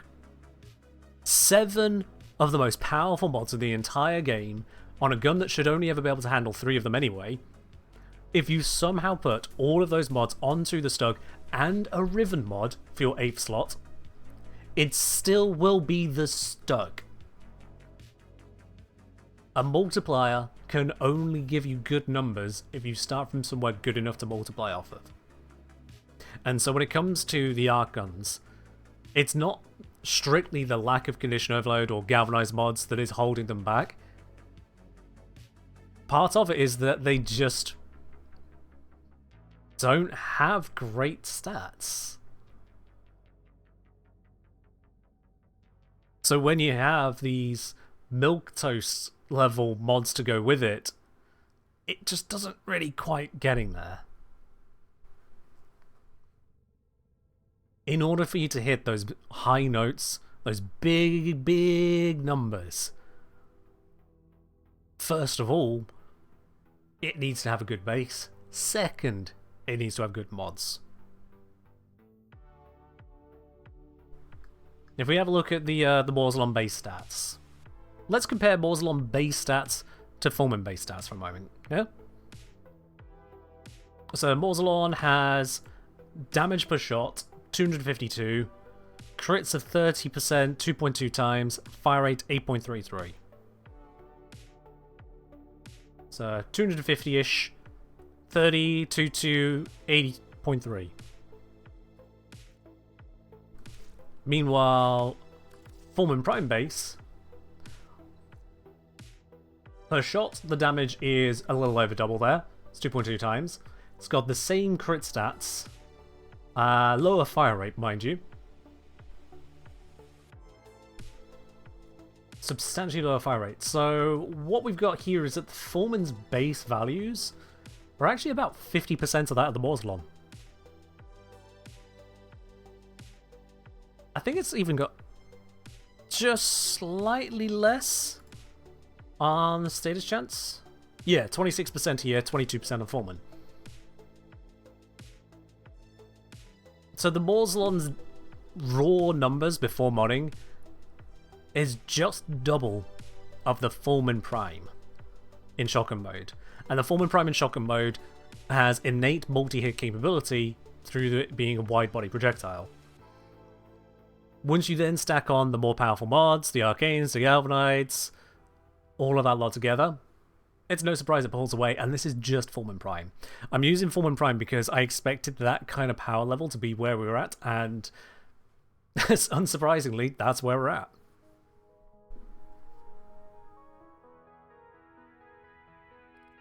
That is where we're at. So it's not just the lack of galvanized mods, it is the fact that the base stats and mods have to work together, and D haven't given them that combo. And either one could be adjusted. We don't need galvanized mods to make the heavy weapons heavy weapons. It needs the final result after their existing mods to be enough. That's what's missing.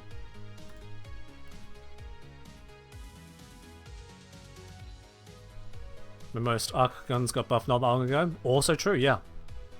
I think not only did they get buffed, but also it didn't actually show the damage, right? Properly. Let me see. If I go for this empty Morzelon here. Yeah. Yeah, look at this. Look at this over here. I'm gonna... My head's not in the way, is it? My head is kind of in the way of this numbers. Let me move my face over to the other side of the screen.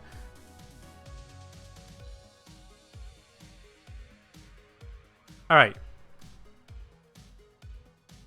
So, the Morzelon deals 120 damage per shot, correct? 120 damage per shot. So when I equip it, with a complete lack of mods, it should show... Oh! Oh, well, that's a little bit of So how about the Corvas? Yeah, the Corvas here, it says 440 damage. Okay, yeah. So if it's not modded, 404... Not 440? 880? 440? 880. Damage type? Ips. Impact heat. So yeah. Despite this being the heavy weapon section, the atmospheric gun section, they're not actually showing you the numbers you get here.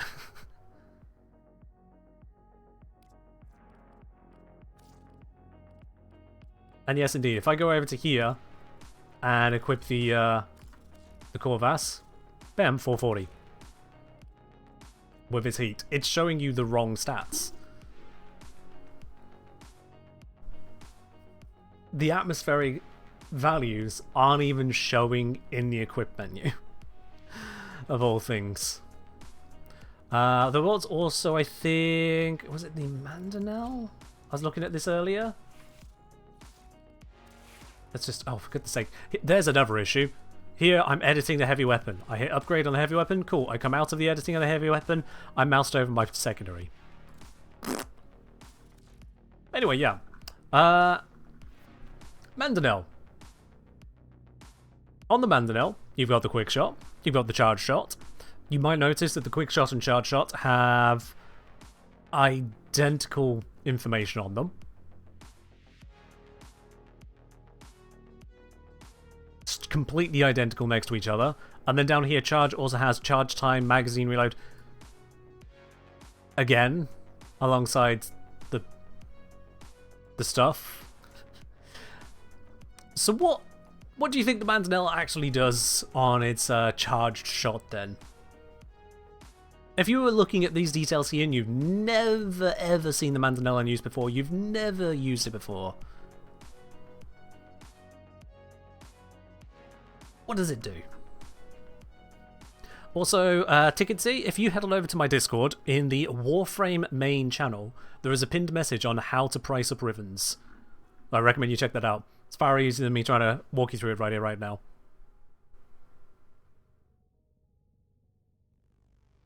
Does it ever list the interaction between Mandanel, Quickshot, and Charge Shot? Unique trait. Mandanel beams charge Corvex Trinker Pillars.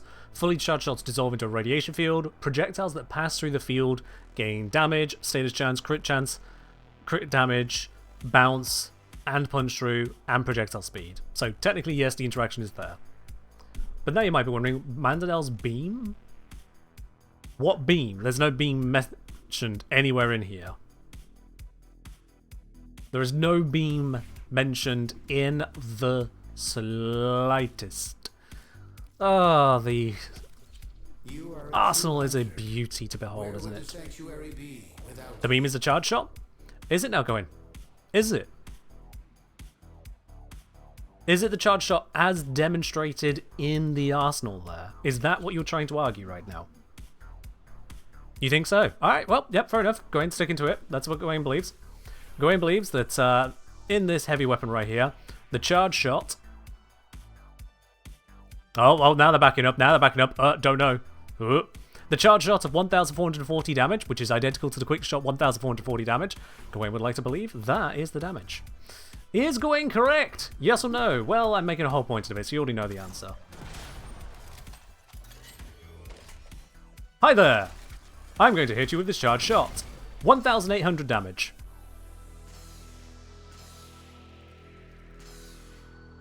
Yeah. It has a completely unique attack. Switches from mass multi-shot into that beam with its own damage values and doesn't tell you them. For some reason. For some reason. So this whole charged shot thing, it's just incorrect. It doesn't exist. It's those stats copied down for some reason. It's just a mistake on their part, but it's a mildly frustrating one that the values are just not there. Yeah. Anyway, Oberon, you're here too early. It's not time for you. Should try holding a block on melee while deploying Archgun? Archgun? Fucking... I hate that word. I genuinely hate that word. Dear God. Alright, block.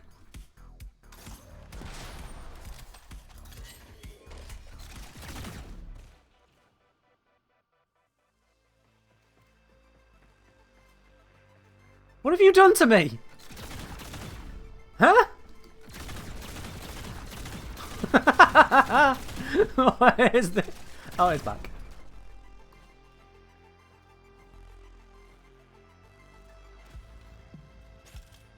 Is back. Alright, how long until I can deploy that? 8 seconds. Oh.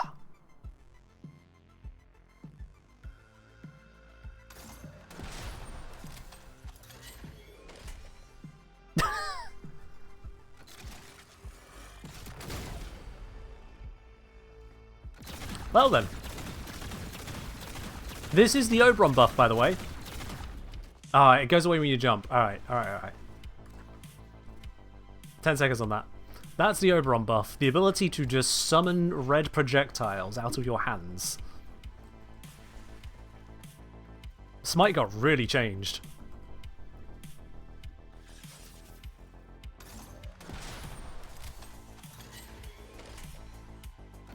Ah!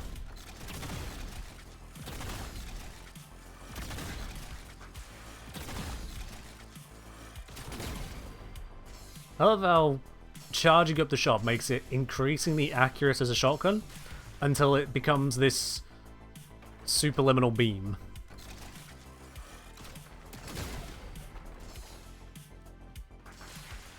It just tears through the space-time continuum, is what it looks like.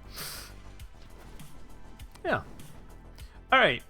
What's the most interesting Archgun so far? Good question.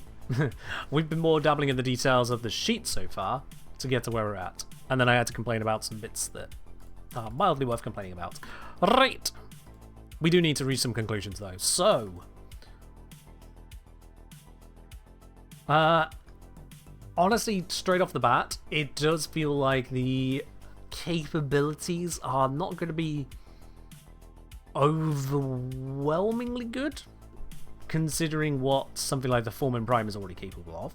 Now, the big one that is going to be a pain in the ass is Secondary Innovate. Innovate's crit is not calculated into here, because Innovate's crit is a bit weird. Yeah.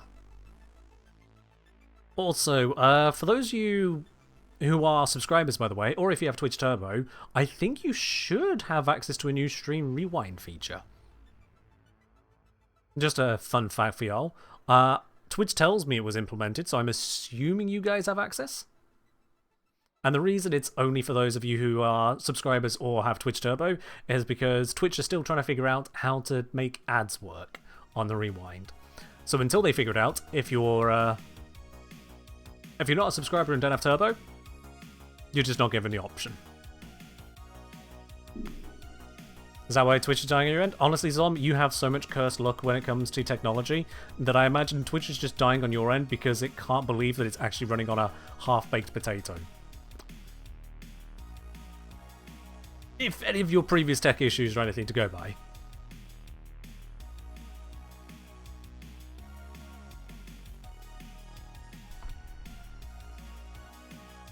Well, not surprised the ads and the motivation. I mean, it is a significant portion of their revenue, yes. A significant portion of revenue for the site. And precisely because many people use the site without paying. So, it makes sense. It makes sense. It's the same as why YouTube are pushing to deal with ad blockers. It's why you'll get various news websites. They'll go, oh, either accept cookies or subscribe, otherwise we don't want you here, that sort of thing.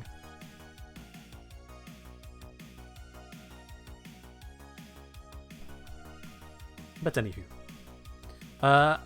So I say also to the point, Innovate has unique interaction with secondary splash damage.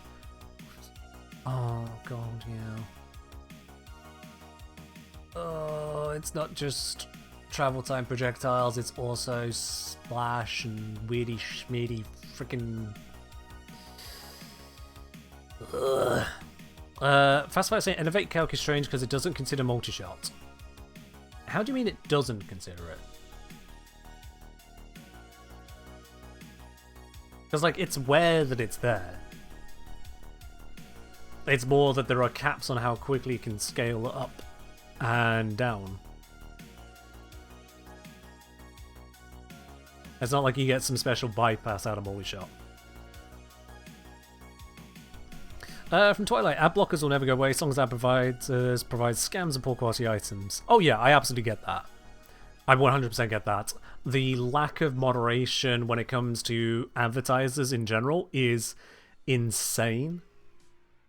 And it's kind of surprising that industries aren't being held to greater account over that. You would genuinely think that your larger, let's say, financial bodies, your larger governments would be going in with teeth, applying fines for false advertisements at that point. Surely. But it's so buried. There's no declaration system of adverts, which is another thing you'd expect would be introduced. It's weird. Tempest, cheers.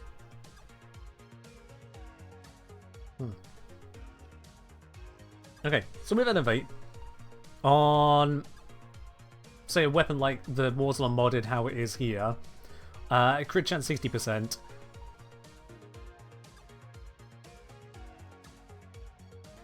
I mean, honestly, I think you can just usually, outside of edge cases, if it's a quick-firing weapon, quick travel time weapon, you can usually assume it's going to get to around about 140, 150%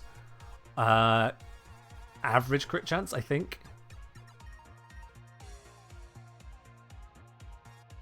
I think it's 140, maybe even 130, actually. You can averagely expect it to reach before it resets.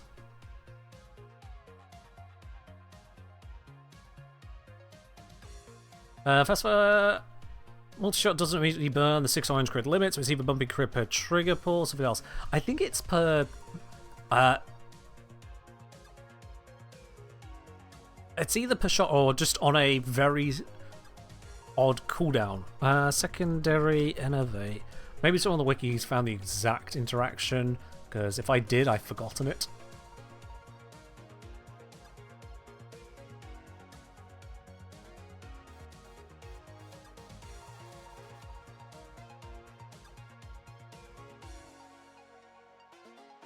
Yeah, so both critical chance bonus and reset stacks cannot trigger more than 30 times per second. Multiple big critical hits registered within one game tick only count as one stack for the reset counter. So that's the point there. There is effectively a very, very short cooldown on both going up and going down. This is how they get around issues of multi-shot, issues of absolutely wild variations in what you're getting that just is incomprehensible, of the UI just seemingly bouncing between random numbers, to instead give you that linear upgrade line and then that somewhat predictable drop-off point, that sawtooth effect. It has that very short cooldown. Yeah. Captain Ravioli asking, is there a difference between your revenue from a direct subscriber versus somebody who avoids ads with Turbo? Turbo will be worse. A very little understanding. Turbo is, for the creator, worse. But, and there is a very big but on that, it is only worse in direct comparison to a subscription. It is better compared to someone who's getting no ads, who is getting the full ads. And the reason being for that is that someone who gets ads is more likely to want to just shuffle on to something else. Someone who is not getting the ads is happy to stick around. Counterpoint knows that somebody gets served ads is more likely to then want to grab a subscription to remove the ads. So it's a bit of one, bit of the other. It's both better and both worse. A Turbo viewer, however, who's got no ads whatsoever on any channel, I still get paid as if, as if you watched the ad you would have been served. Whenever an ad should be played to you, but Turbo goes, oh, no, buddy. No. Not this one. I still get the pay as if an ad happened. Ads on Twitch, however,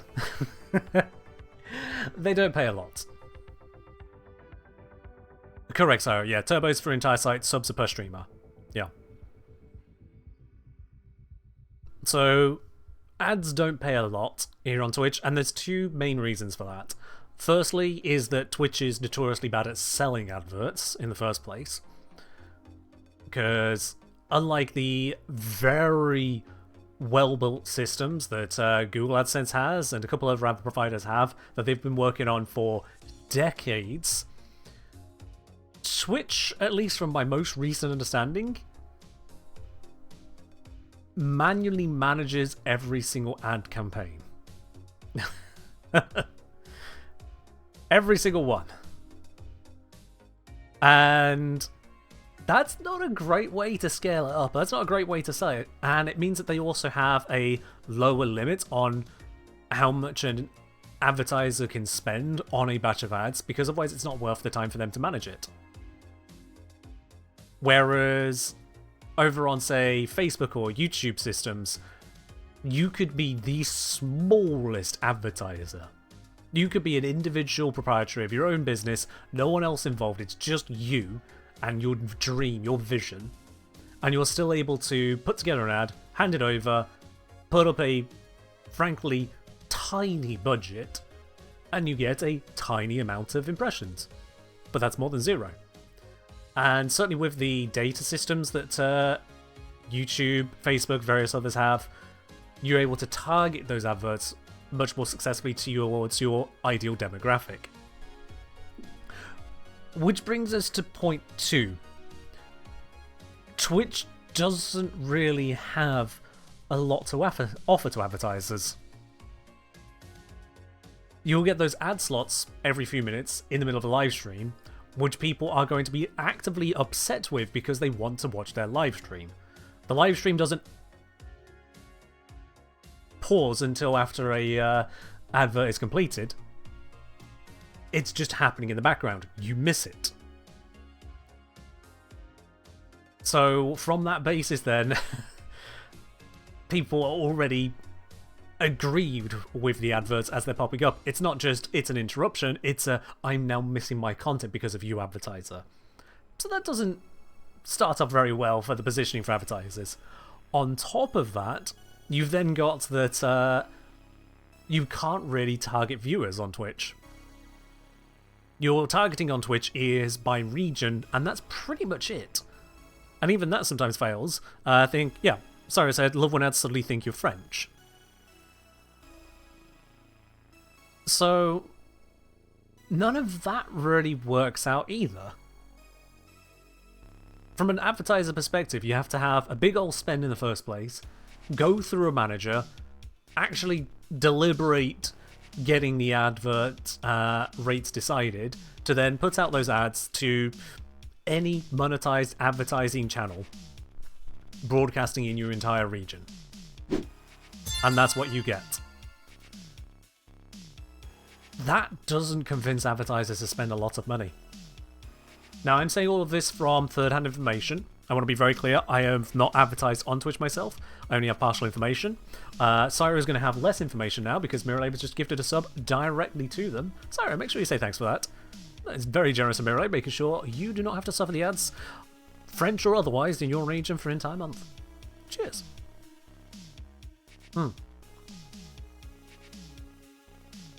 Oh yeah, Mirrorlab is a big supporter of the channel and very much appreciated for doing so. Overall, the adverts that are offered on Twitch are low value to the advertising companies, low value to the viewers, and therefore low value to the streamers. But because of the sheer volume of them, of all the ads on this channel, on all the other Warframe channels, on all the other games and categories across the entirety of Twitch, for the amount of hours it's running, for Twitch's sake, it adds up. Hell, for large streamers, it adds up. For each individual person, it doesn't provide all that much. Let's face it, if you're watching here for an hour, well, actually, no, let's just look right now. There's 119 people watching right now. Okay? 119 people watching this stream right now. Oh, 116. Sorry, you three. Didn't mean to call you out. But in the ballpark of 100 people. And I'm live for 3 hours. So that's about 300 watch hours. If you head on over to YouTube, someone might watch typically, what, 5 minutes of a video? A video could be 15 minutes long, but people skip through, they play it on fast forward, they get bored and go do something else. You know, they've got to go chase their cat around, see what it's trying to cough up, whatever happens. If they're only watching for 5 minutes, but there's 50,000 people that watch it for 5 minutes, well, let's just do the math on that. 50,000 multiplied by 5, divide it into hours, 4,167 hours. Which is an order of magnitude more than the 300-ish hours of people watching here. So, on that basis then, there's more eyeball time on even a modest YouTube video than there is here on a... it's a modest stream. But if you get into the 1,000 viewer streams that are running for 12 hours on a day, that's 12,000 view hours, and so that is comparable to a 150,000 view video in terms of eyeball time. And as much as ad rates may be a bit lower, it still starts to scale up. When you look at streams that get 5, 10, 20,000 viewers and they are live 12 hours a day every single day, you can start to run the numbers in your head, can't you? You can start to run the numbers in your head as to what that roughly equates to.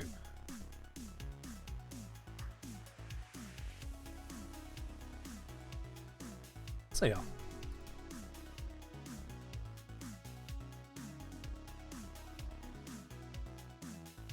Alright then.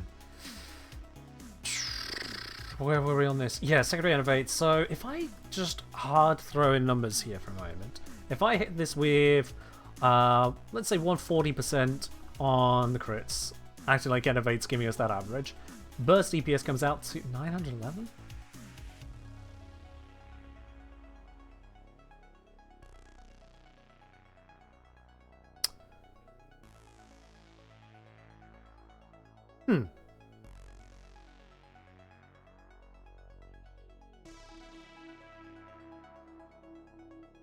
But if I take out those crit adjustments and put this back to secondary Deadhead, or just secondary Merciless, it doesn't matter, it's the same direct damage.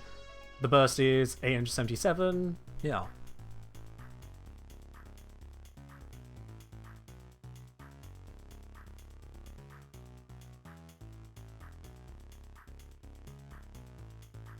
Don't know what going forward is causing that to say secondary Deadhead. Yeah, so...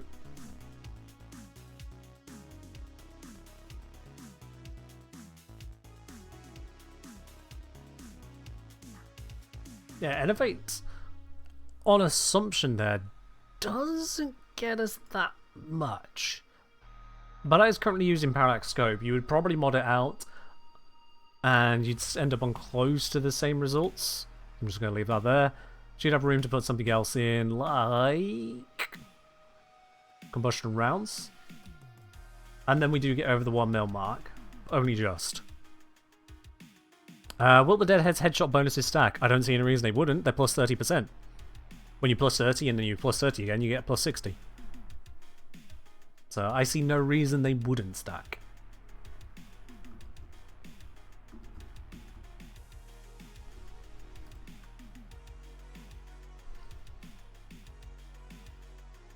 Fastfire asking, could modeling Innovate with some kind of Monte Carlo program on Python give us a good enough average crit plus % to slap on most weapons? Unfortunately, no, Fastfire. There's a few reasons on that. Reason number one is that weapons have a different starting crit chance from each other, and so the amount of actual effect on average you'll be getting will be different per weapon on that basis. Second of all, weapons have odd interactions of Innovate based on their fire rate, multi-shot, and travel time. and any secondary effects that can come of it as well, which is part of the reason why the compressor goes absolutely bonkers with it. So because each weapon is so fiercely individual, you can't really run just a simulation to get a value and use that as a generic spread, because that's averaging to the point of uselessness, unfortunately.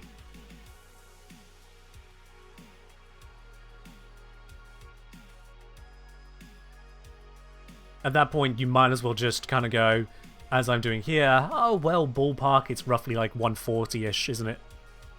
130-ish, somewhere in there. Do the oddities push the math up that much? They can do some, yeah. Let's think of it this way. If the oddities mean that you are frequently hitting as much as 200% crit chance before it resets, and then you're resetting back down to whatever the base is, 30% here.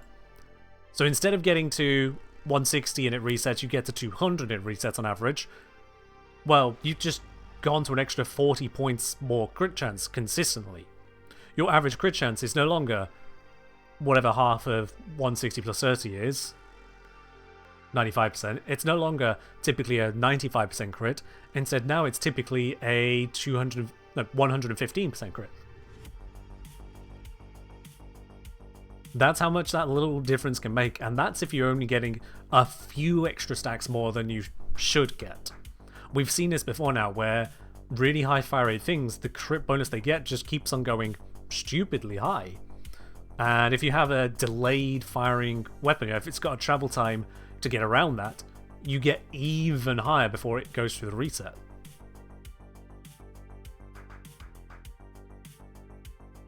Fastfire saying, or querying, if it's all a ballpark, just how well informed can we get a ballpark to be without diving its last 20% of effort? You can't. Aside from what I'm already giving you here, Fastfire, which is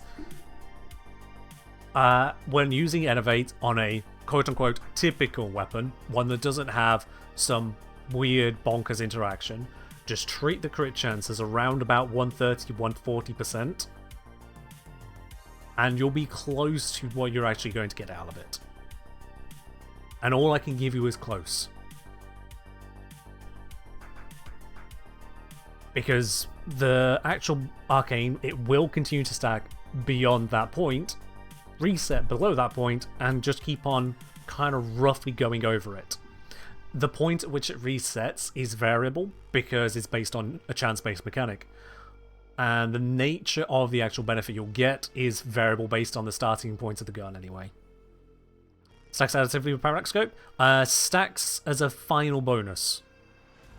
So the crit chance is a flat 10-point value per stack of the arcane. So if the arcane is 4 stacks, then your final critical chance after all other consideration is 40 percentage points higher. Yeah, like Avenger. Like Avenger, yeah. And if nothing else, that just further adds to it, is that if you've got a low starting point crit weapon, the functional benefit you get is a lot higher compared to mods. And so again, it's just treat it like that rough flat value of 130, 140. 140 if you're dealing with a relatively high starting position, but you don't want it to be too high anyway.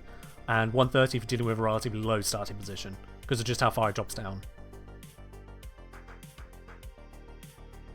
But that's really the best that I can give you when it comes to Innovate. It's not a very calculable one, because, well, quite frankly, it screws around, and it screws around only when you are firing so much that the game doesn't keep up. Do any of the arc guns have a delayed travel time for that interaction? Yeah. Yeah, there are projectile arc weapons. Like that one right there. There are indeed projectile weapons, and that is a projectile multi-shot weapon, which just makes it even crazier. The Mandanelle could be a sleeper pick for the secondary Innovate. Not counting for just how wide a spread it has. Corvus could be another one on that side. Hello, Queen. It's certainly going. Ah, so yeah, that's multi-shot, but it's hit scan. So maybe not on that. That one is hit scan. But then you have at least Corvus Prime.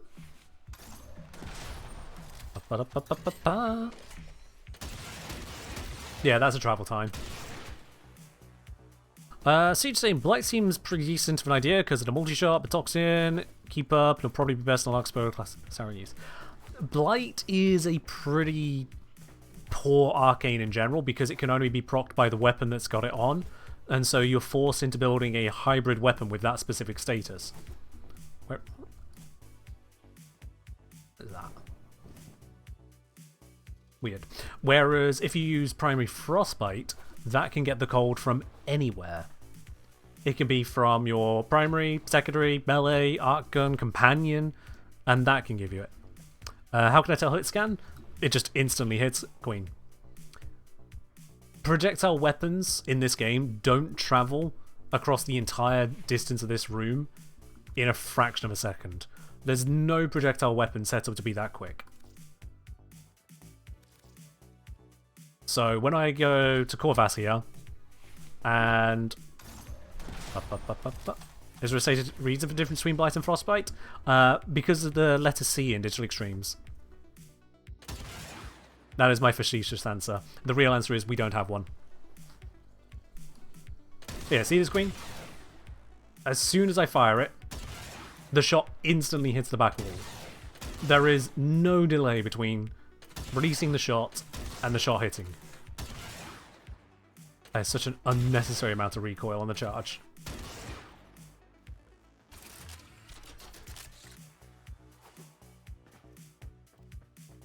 Why is Blight singled out? The C in Digital Extremes. They keep things as consistent as the letter C in their name.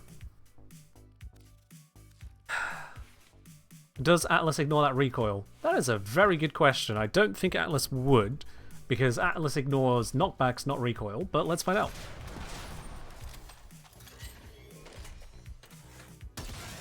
Nope. Now, who knows? Maybe double Deadhead will get around that, but I doubt it. I doubt it. Also, is there a... Nope. Of course there isn't a recoil reduction mod for a heavy weapon. They're heavy weapons! They are supposed to throw you asunder as your enemies are torn from the plane of existence. But yeah.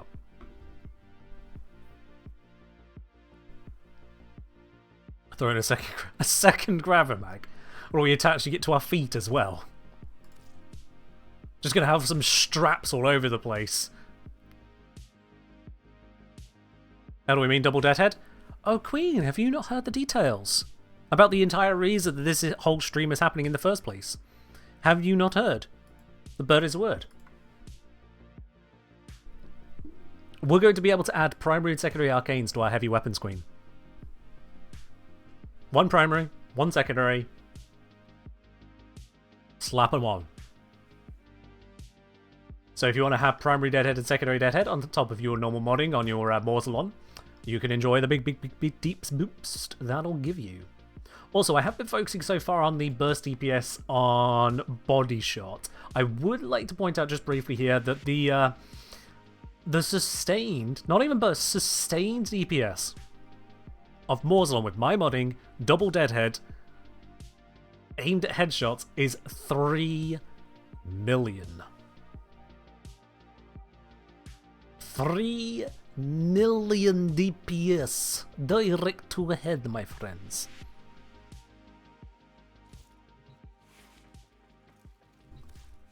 Does throwing a Fentis affect arc guns? That is a very good question. Let's find out. Gonna grab me a Mozzie. We do love the Mozzie.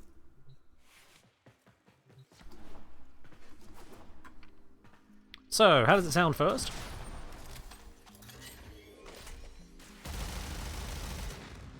Very nice. And then we pop that away.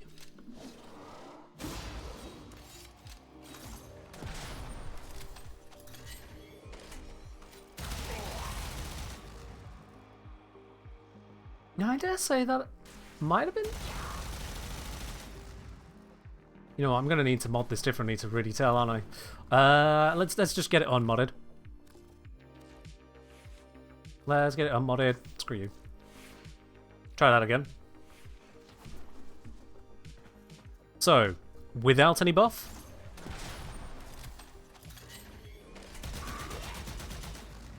Yep, we got the speed of it there.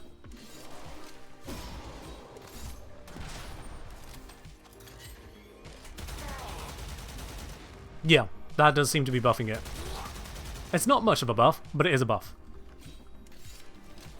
And then the other question was, what about if we use the Scourge? Now, I gotta say, I do just broadly despise spear guns. Partly because the spear attack is so shit. It's like, how do you get the Jafar weapon and make it bad? Yeah.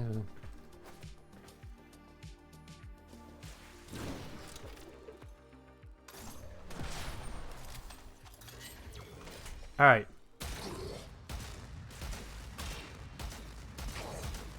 It's a little inconsistent because the guy is flailing around, but yeah, that looks like there's a bullet attractor there. That looks like there's a bullet attractor, because now that's gone away. Yep. Scourge works as well. Or is it Scourgy? The Scourgy Prime works with the Morzelon.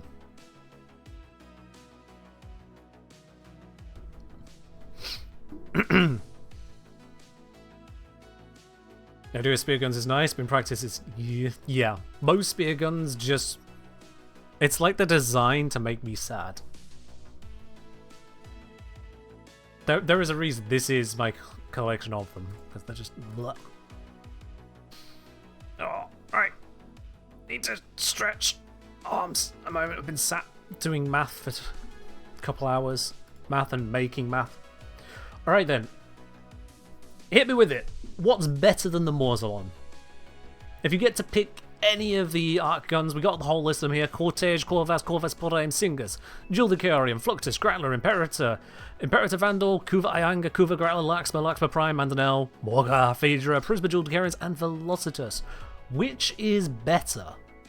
Captain Ravioli, to the Shadow Realm with you. As I'm saying, Larkspur. Alright, Larkspur. Larkspur Prime, of course. Larkspur Prime with these bits in here. Burst DPS figured out at 584k. Ew. Actually, wait, sorry. That's not a double attack. That's on the alt fire. Never mind. The held attack is burst DPS just 248k. The alt fire...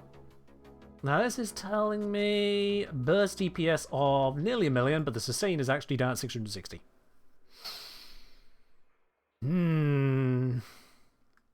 Now that isn't taking into account any chain or AoE effect, but yeah.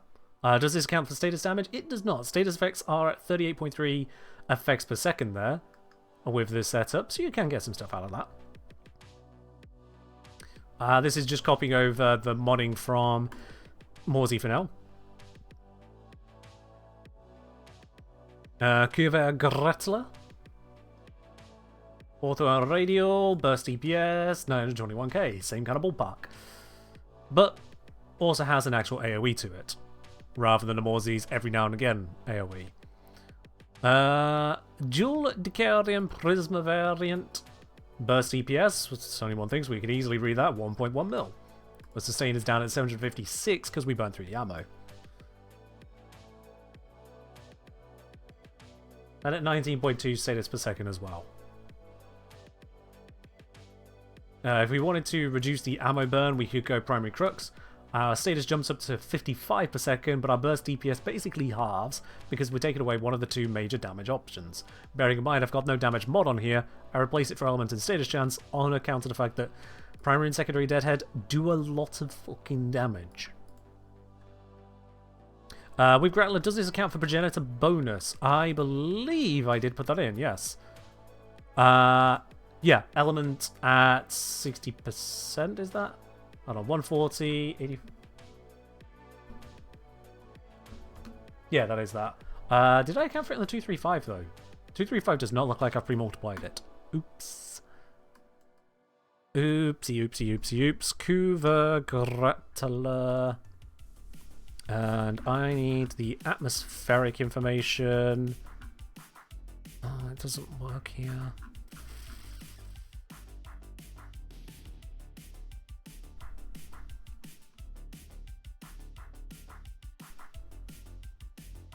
I think I had to get that one in game, didn't I? It's not in that section. It is. Oh, for crying out loud! 10.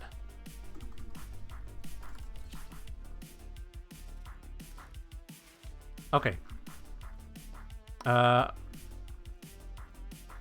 Primary damage, radial attack and damage. But I've got a 54.8 bonus on here. What do you mean? Wait. Primary stats damage. Radial damage and...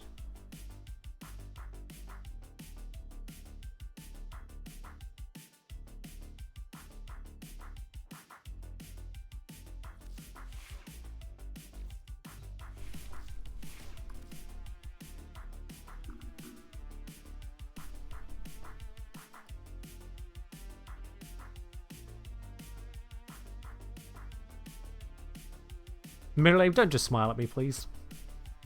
You know what's going on here. And I don't.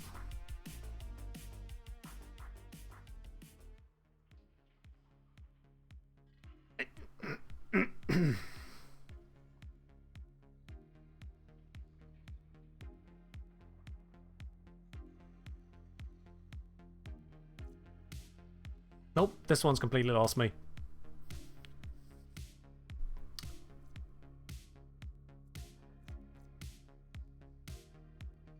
I'm glad you love the Kuva Grattler, but there's 3 damage listings on a gun that has 2 instances of damage. So I can check the wiki. The wiki is actually worse for this sum. The wiki is worse for this because unless I'm missing something, they've not linked in the atmospheric types correctly.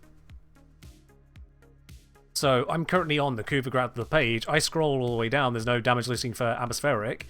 At the bottom, when it's got all just the weapon sections as quick links, I go to the Archwing section. I can see Kuva Grattler in the Archguns. Down lower, under Launcher, Auto, Kuva Grattler brackets atmospheric, or atmosphere.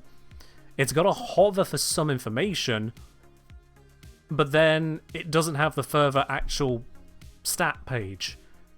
If you click the atmosphere links, it just brings you back to the main one. So the wiki doesn't even have the information properly.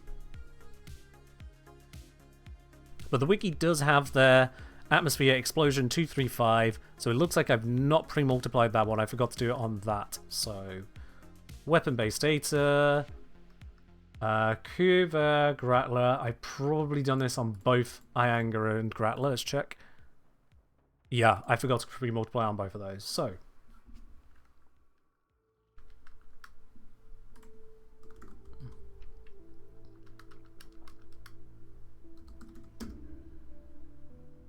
there we are.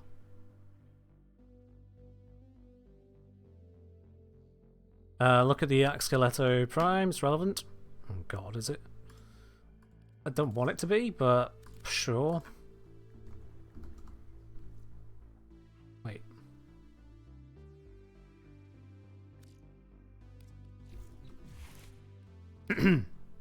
One moment.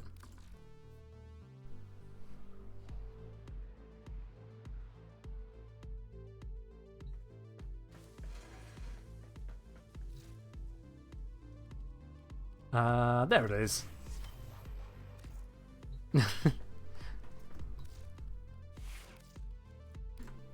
Okay.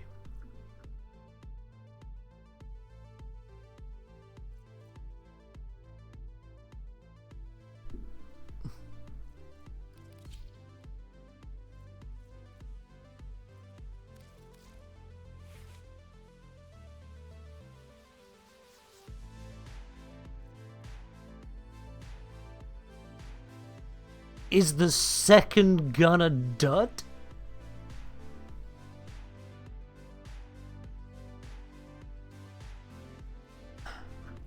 I just...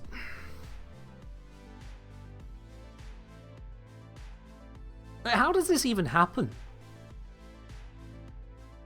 This is, more than anything, what really confuses me about this kind of bug. How does this even happen?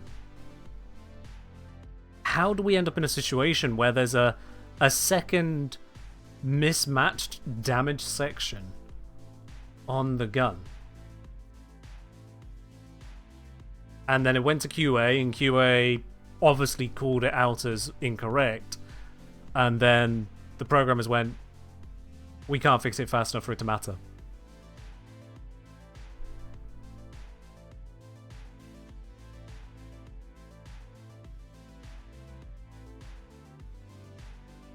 Is that the direct damage stats for Cedo's alt fire?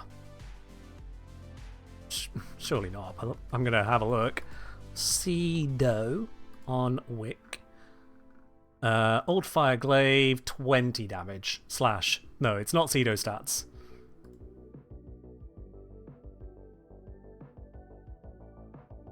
Looks like default placeholder stats. I don't even know if it's that, to be honest. It might be, it might not be. I don't know. But in any case, it's just... Yeah. Too low severity will be fixed later, possibly. Yeah, it's definitely a D tier bug. I forget where I came across this. A QA dev going through the explanation of A, B, C, and D tier bugs. Where A tier is, this is literally breaking the game, people are going to encounter it, it's horrible, it needs to be fixed now. You know, things like, if you were to go down into Hulvania Mall, your game crashes instantly. That would be an A tier bug.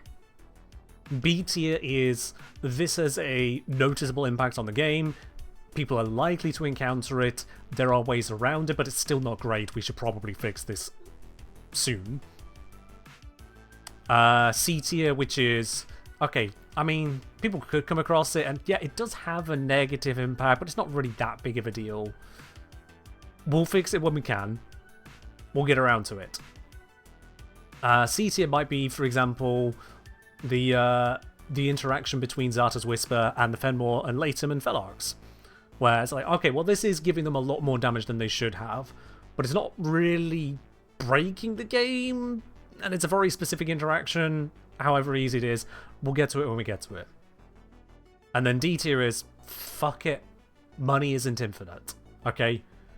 You want it fixed? Pay us $1 billion. We'll fix everything else first, then we'll get to this stuff.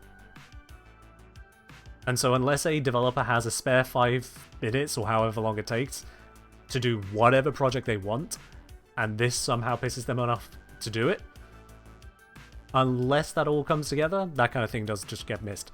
But it's the fact that it happened in the first place.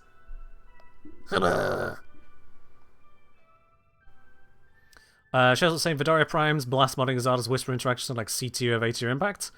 Blast modding Zarda's... I don't think you needed the Zarda's Whisper to do it, Shellspot. I think the blast was just doing it. And that got addressed quickly because it was stopping people being able to play even if someone else in their mission was doing it. Is that the tier scaling? So this isn't a DE-specific thing, Siege Gear. This is a industry thing.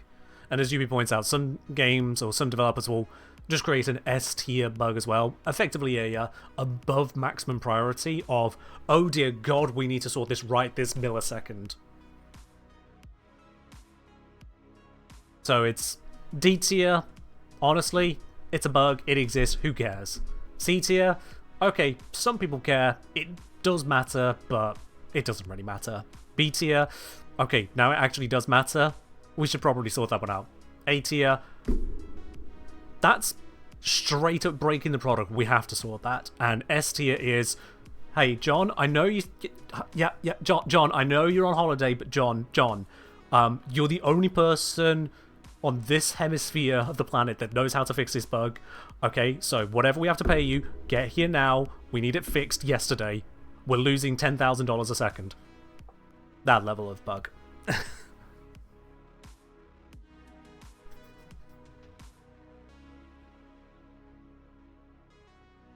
They are.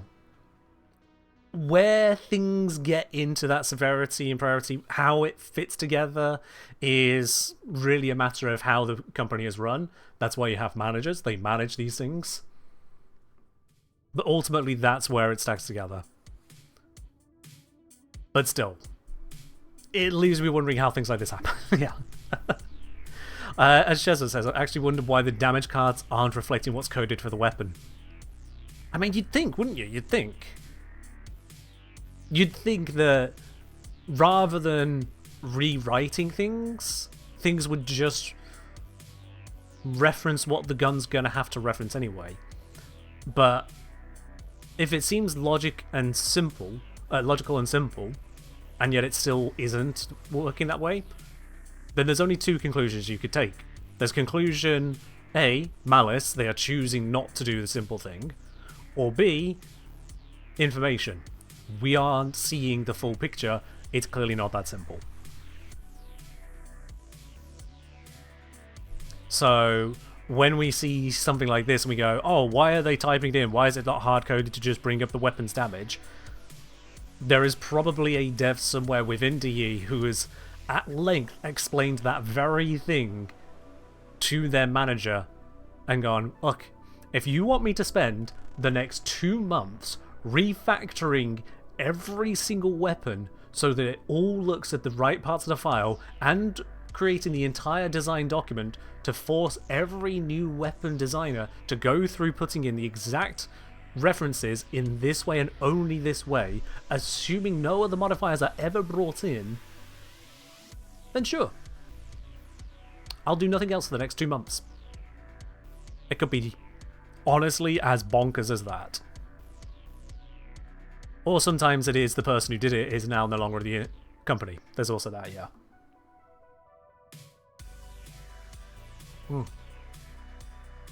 To give you an example, if I equip my companion and then I go over to this here, boom.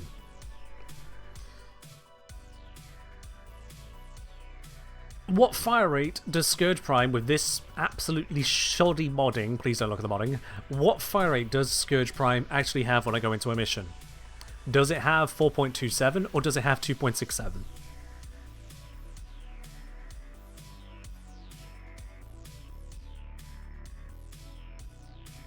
The correct answer is 4.27.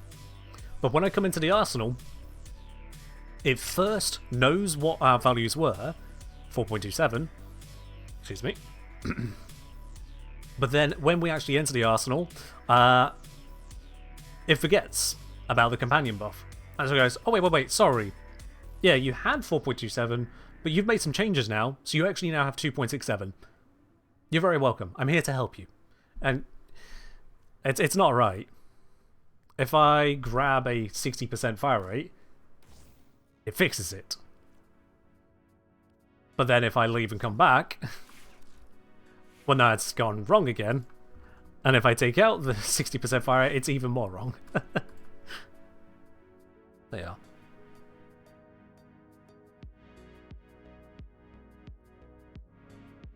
So, go figure. Go figure on that. And quite frankly, the arsenal has been left to be a little bit dilapidated. And I think that's partly because there's just so many moving parts. Who here would want to tackle it? Not want someone else to tackle it. Who would want to be the person who has to dig through the details to find out what's going wrong there? I have put together a spreadsheet just on this stream right now. So if I click into this line here, this is just a series of VLOOKUPs.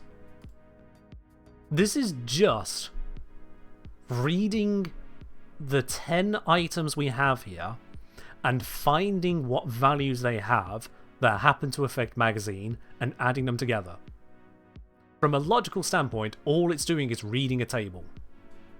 And I can tell you right now, this code is ready to bug out.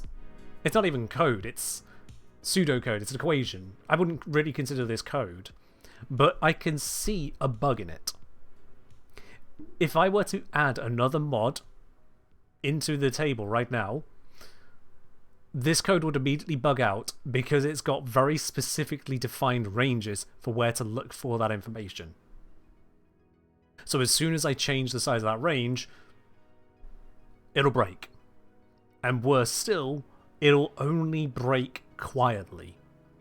And so unless I tested the right part of it to see if it was going to break, I wouldn't notice the break until someone points out the numbers and goes, Ken, your DPS is missing the bonus from Galvanized Inferno, or something like that.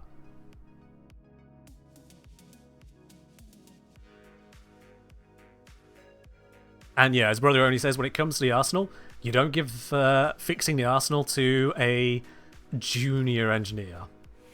Because if the rookie comes in and tries to fix this and breaks it, they've now broken it in such a way that no one can use it. And that's very bad. They are. They've done some touch-ups. They've added in data references here or there, the hovers, and those are great. But from my extremely limited understanding as to how these things work, I could understand why some parts of it just aren't attended to as quickly as we, the end user, might hope. But things like that still leave me bewildered as to how they even happen. It's just... and so it leads to us having the heavy weapons, where we're like, what's the damage of this gun?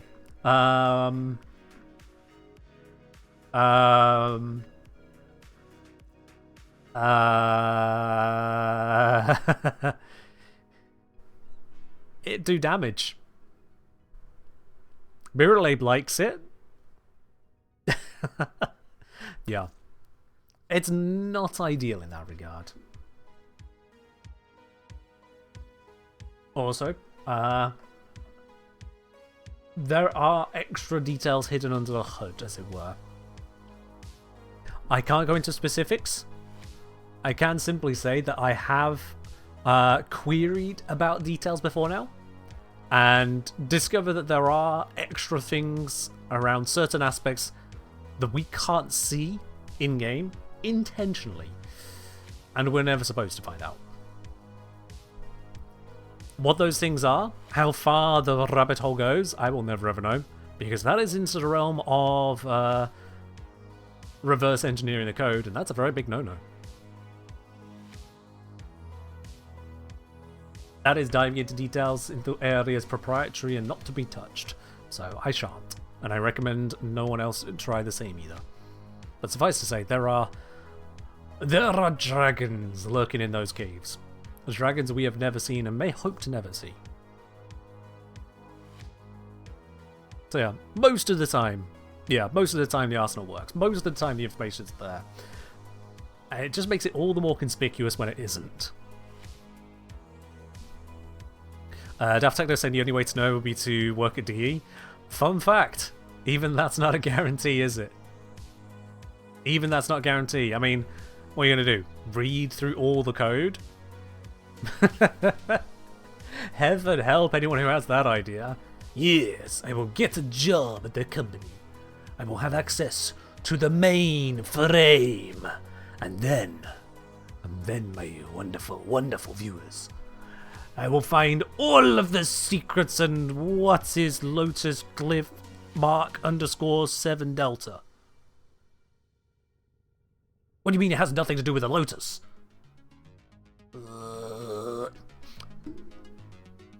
Yeah, good luck. Good luck. Beware of load-bearing coconuts. Yeah, very much so.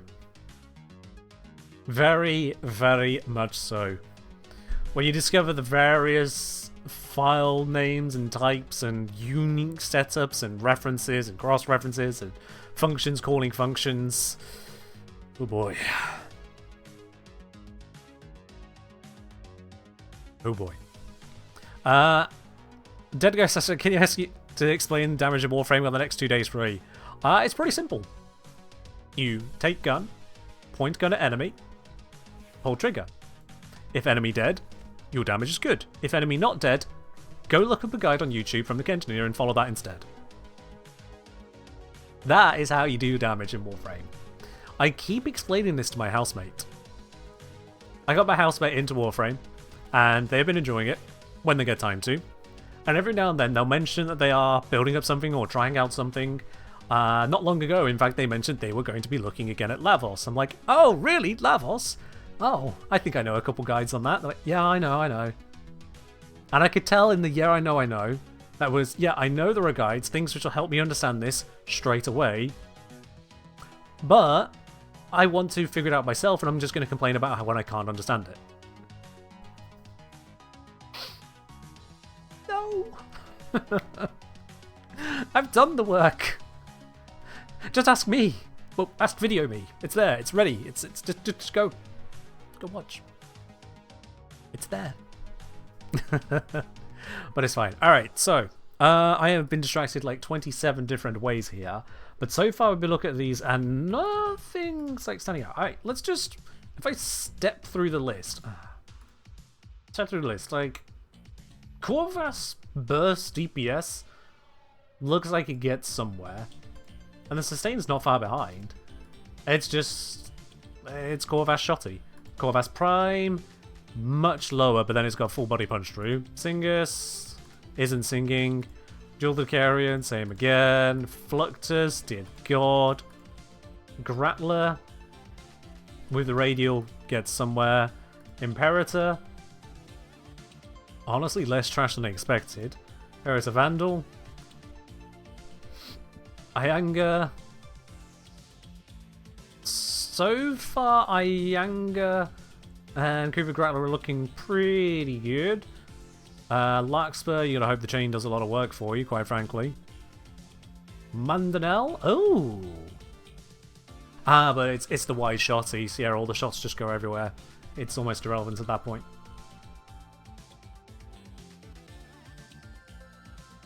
Nozelon? And we've looked at it extensively. Aim for the head is going to be the recommendation for a lot of those. Morg. Not terrible. Not terrible. Phaedra. Yeah. Prismagil Decarians. Good burst. Aim for the head. And Velocitus. Again, very good burst. In fact, Velocitus with the charge shots has a very high sustain.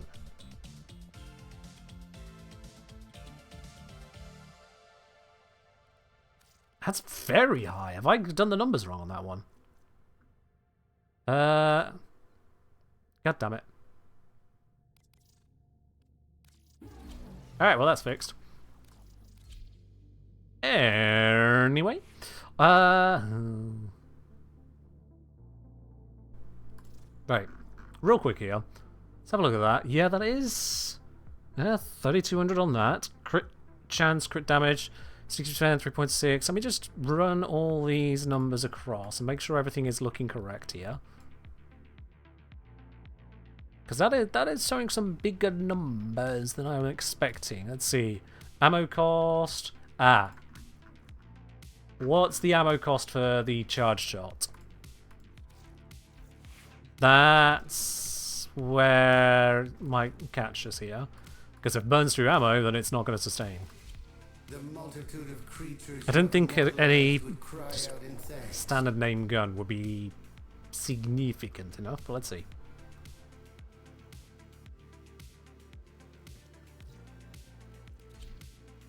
Into sim.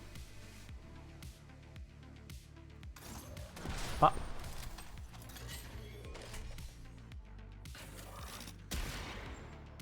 One.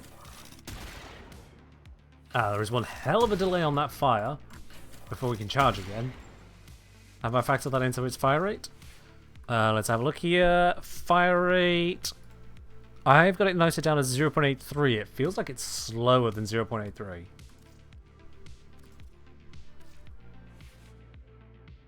No, actually, no, 0.83 might be about right.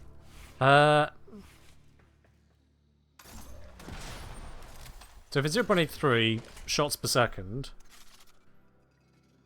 then how long to go through 10 shots? 12 seconds. Okay.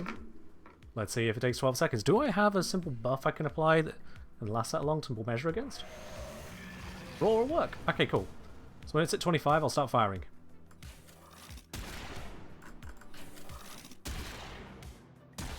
Oops. Misfire. That's already a problem.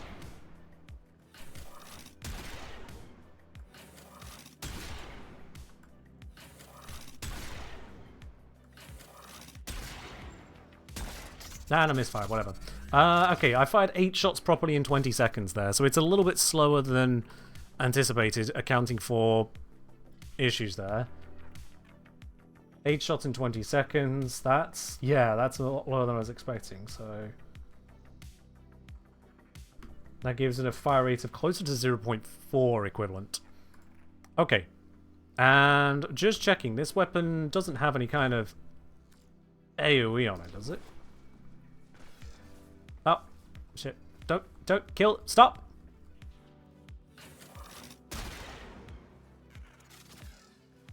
Fucking Christ, you bloodthirsty companion.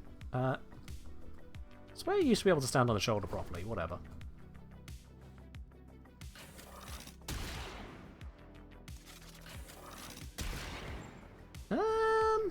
No, it looked like there was a slight...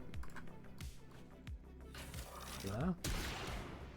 Easy enough to aim for the head. How wide is this projectile? Okay, so it's got a little bit of width to the projectile, it seems. Because that's... It's not got an AoE, but it's not a small shot. Okay. Okay, so I have infinite punch through. Infinite punch through or infinite punch through body? Those are two very different things.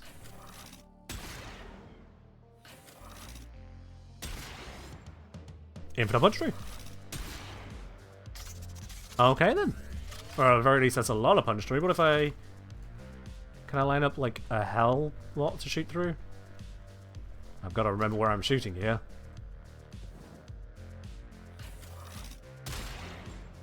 Oh. Does not look to be infinite. Use Sight to 9? Sight to 9 gives punch through.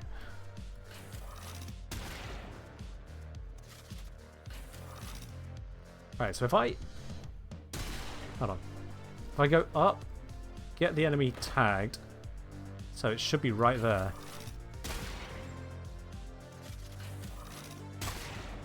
No. And then if we do use Sight to 9, just to make sure I am shooting it correctly.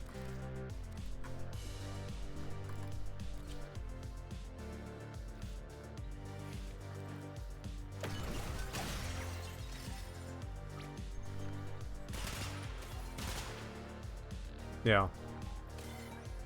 So I can shoot through this to hit it. Just wasn't doing it. Stats were showing as infinite. Was it showing as infinite on the atmospheric mode or normal mode? Because if it's normal mode, then it doesn't necessarily affect us here. It's got an 8 punch through 1.2. Leaves me to wonder.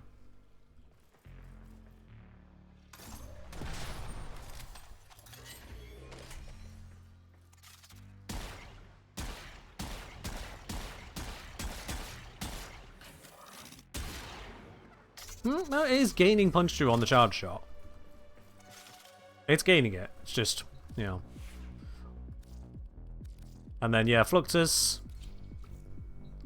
Fluctus do indeed go burr on the whole punch through side of things. First of all, what an absolutely oversized gun. Second of all, there it is.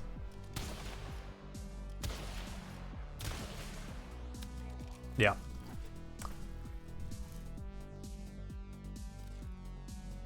Mirror but just to affirm that the punch through changes on the charge shot, so it's not just base stats.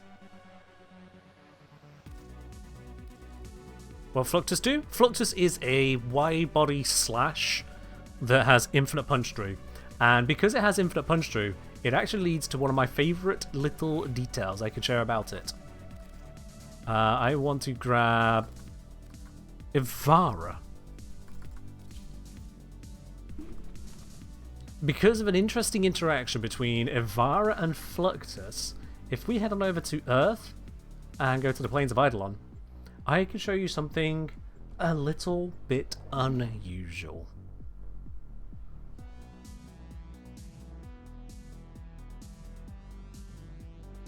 Site approach, you basically go to drivers for Archguns. Not Sight Anchors, I don't think resupply works on the Archguns in the way you're hoping, but it would be Lavos, yes. So if we just get ourselves ready, boop, and we become some kind of spectral eagle flying through the air. But not just flying through the air. Oh no. We have punch through. Infinite punch through. We can go back to Cetus and see the barely rendered houses. Welcome to Cetus, PlayStation 1 edition.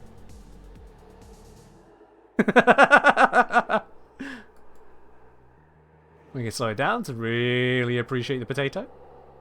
And then speed off again. For as long as your energy lasts, you could just pass through the world. You can't go too far down. Unless... yeah, because it goes out of bounds like that.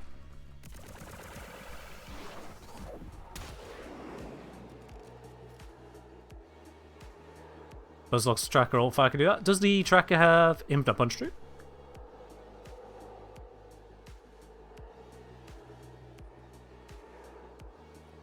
Also, I have no idea. No. I know that the radar's not working correctly on this because it's not following the map. So can I find where I have a sense of some enemies?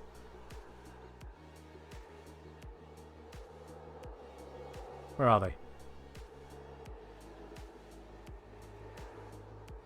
Aha! There they are. Hello! Oh, you just keep going. Oh, there's the others. Da da da da da. And let's just return in. There we are.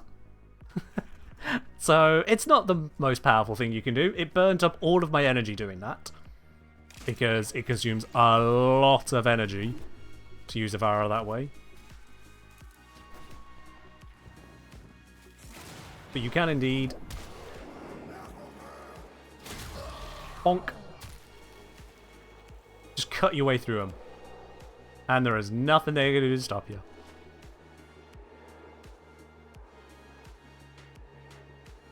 But yeah, there's only so far away that enemies actually render, so it has limited usefulness. It's just with a Fluctus you can be this silly. Because of that infinite punch through, no terrain is a threat to you, you just keep going. Also, you can shoot it normally and just go.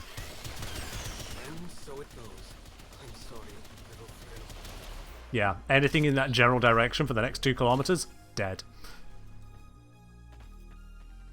In theory, completes an assassination mission with a single shot from spawn. So anyway, we've looked at the numbers, now we're going to look at the sillies, and there is a certain someone who has been killed in so many humiliating ways that really we just have to add one more to the list. Can we kill the sergeant from Spawn? I don't think they'll trigger, is the problem. I think they'll just not exist, and we have to get close for it to count. But I'm going to load in anyway. I'm going to load in just on the off chance that it's based on camera location and not Warframe location. Cheers. Alright, I'm hoping I have enough efficiency for this to work. Find them and take them out.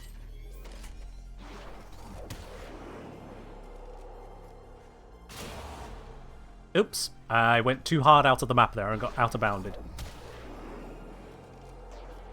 I'm gonna have to follow the way through. Oh, this way?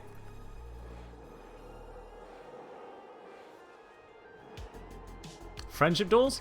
Who needs them? Oh, not this way. Straight through that guy. Oh wait, it's not this way either. Shit. But there's a friendship door.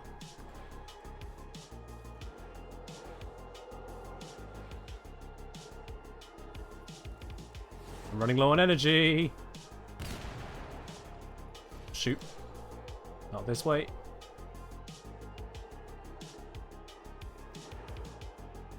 Ah, it's here, but there's no one here. There's no one here. No! Alright. We do need to get closer for that to work.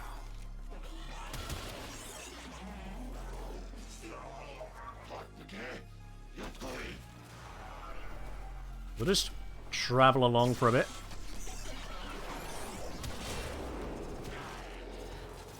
I'm doing this because I can kill them all whilst invisible.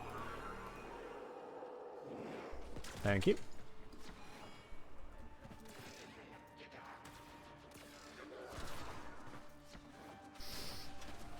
I think if someone else traveled the distance to trigger the boss, I could then shoot it from spawn.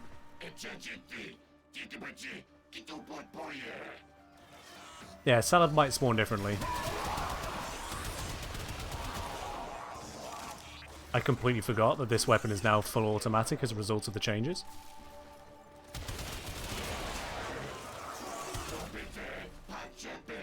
There we go. Triggered.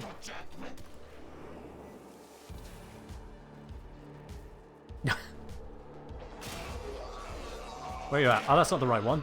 I mistook someone else for him. There we go.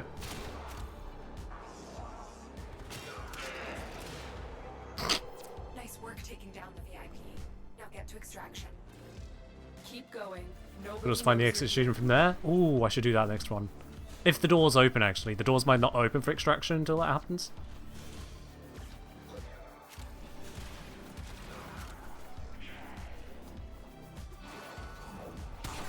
Ah! Goddamn nullifier. Ugh. Oh, hi there. Thief shall never know the cool caress of your crowd. How am I supposed to loot him if he's in extraction? Also, I think the shot can only hit each thing once. Thank you. Alright, yeah, let's do that again. See if I can find extraction and get him from there. Assassination contract complete. Great work, Tao. The treasurer took more shots to kill than the sergeant. The actual boss we were there to assassinate. It's almost insult. No, it is insulting for them. That bloody bug. Ugh. That one's a C tier. Is there geometry infinite punch tree doesn't work on? Sometimes, yes. If you go straight up out of bounds, at the beyond the extent of where the map has even declared a viable location, then yes. And then there's going to be some bits which just count as you should not be here, and it'll just cancel anything that hits it. But yeah, let's go find the sergeant, and then go find extraction beyond the sergeant. My companion might kill him. I'll have to use invis when I get close to him then, so that companion doesn't shoot him. Because whilst invisible, your companion will not shoot. Mostly.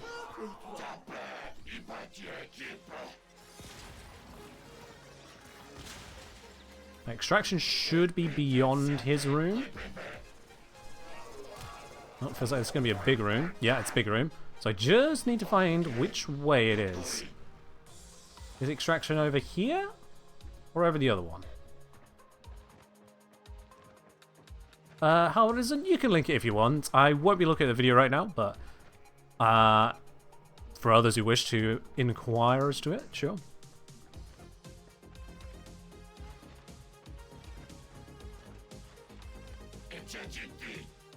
Let's see, we go this way. Aha! Alright then. So, can I extract the moment he dies?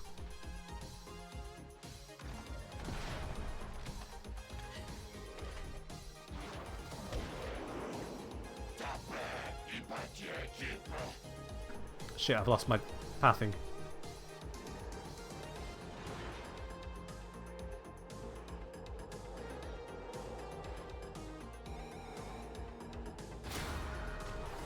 Which one is he? Which one is he?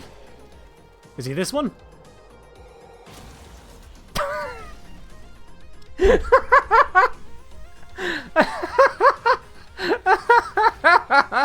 Nice work taking down the VIP. Now get to extraction. Let's get out of here.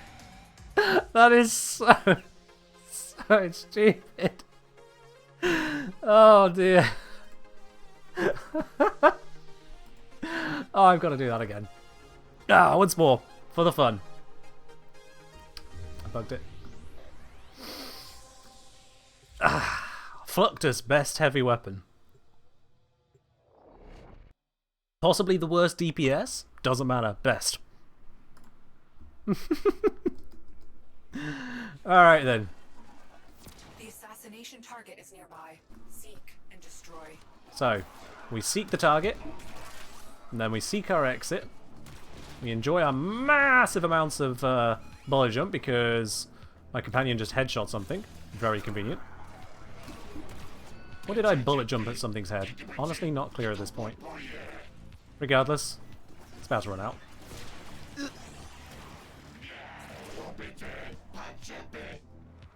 Alright. That's come to an end. Gonna roll my way out of here, see if I can find where extraction is. We've completely derailed stream. Ow, it's fine. What are these streams for if not finding weird and wonderful things that you too can do yourself? And you indeed can do this as well. We've reached extraction. Time to complete the mission. Oops, wrong weapon. I said, we've reached extraction. Time to complete the mission.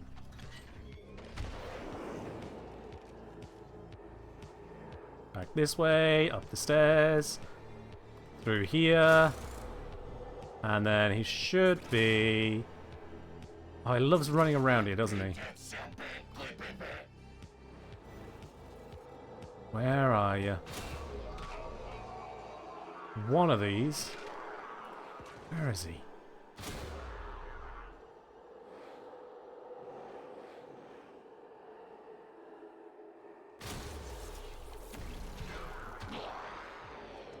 Come on! Where's he hiding? I'm gonna run out of energy. No!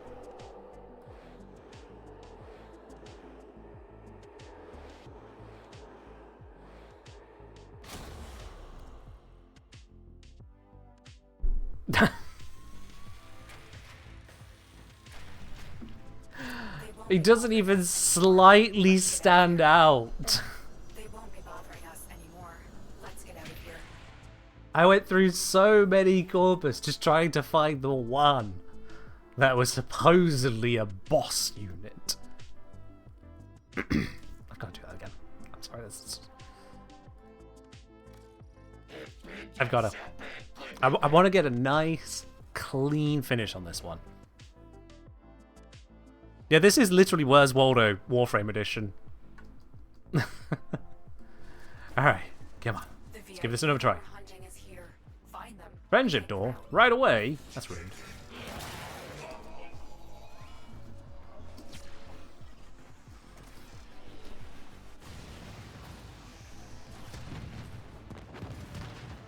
What are these explosions following me?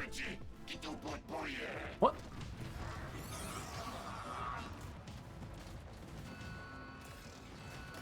What?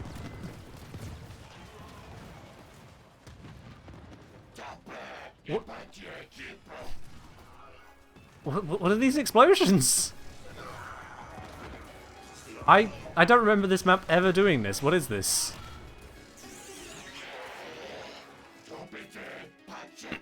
Okay, it's coming to an end. Would marking him help at all? Nah, because the waypoint would do the same thing still.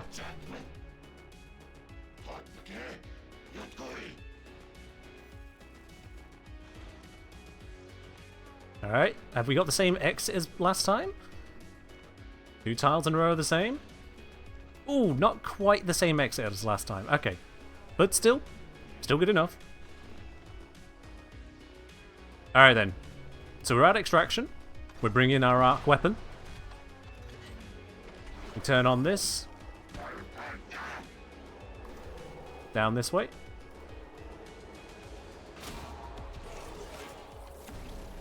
Make our way through. And see if we can figure out where he's hiding this time. There he is. And that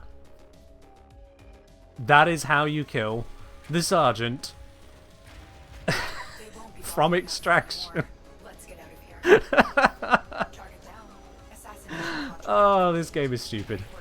I love it.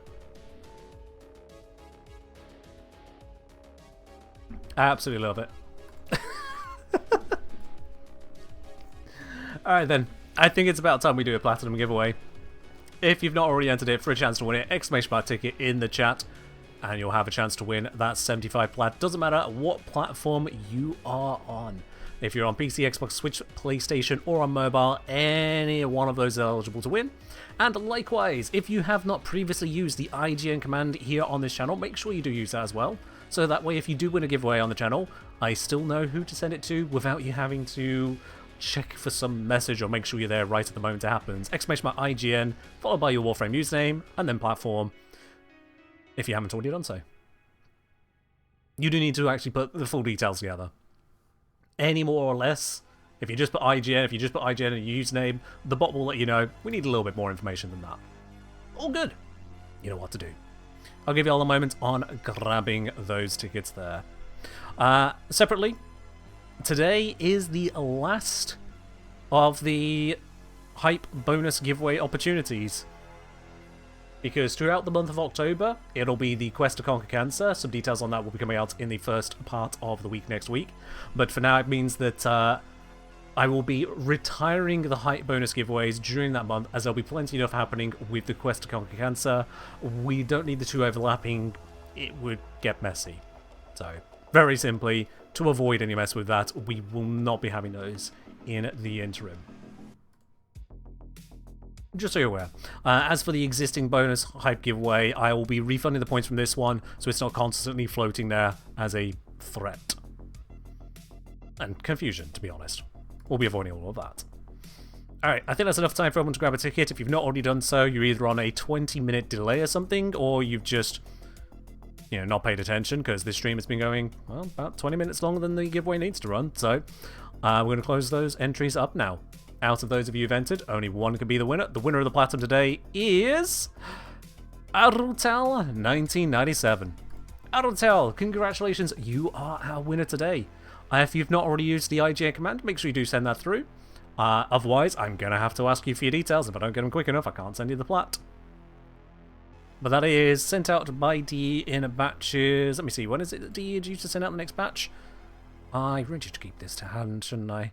Let's see, they are due to send it out in just a couple of days, actually. Yeah, it's due to go out on the 1st of October. So, Arutel, I see the yay there. Very good to see you around here for the victory. Make sure you have used that exclamation mark IGN command with your Warframe username and platform. Both details there, Arutel. And then I'll have that. I'll be able to get that sent over for you there.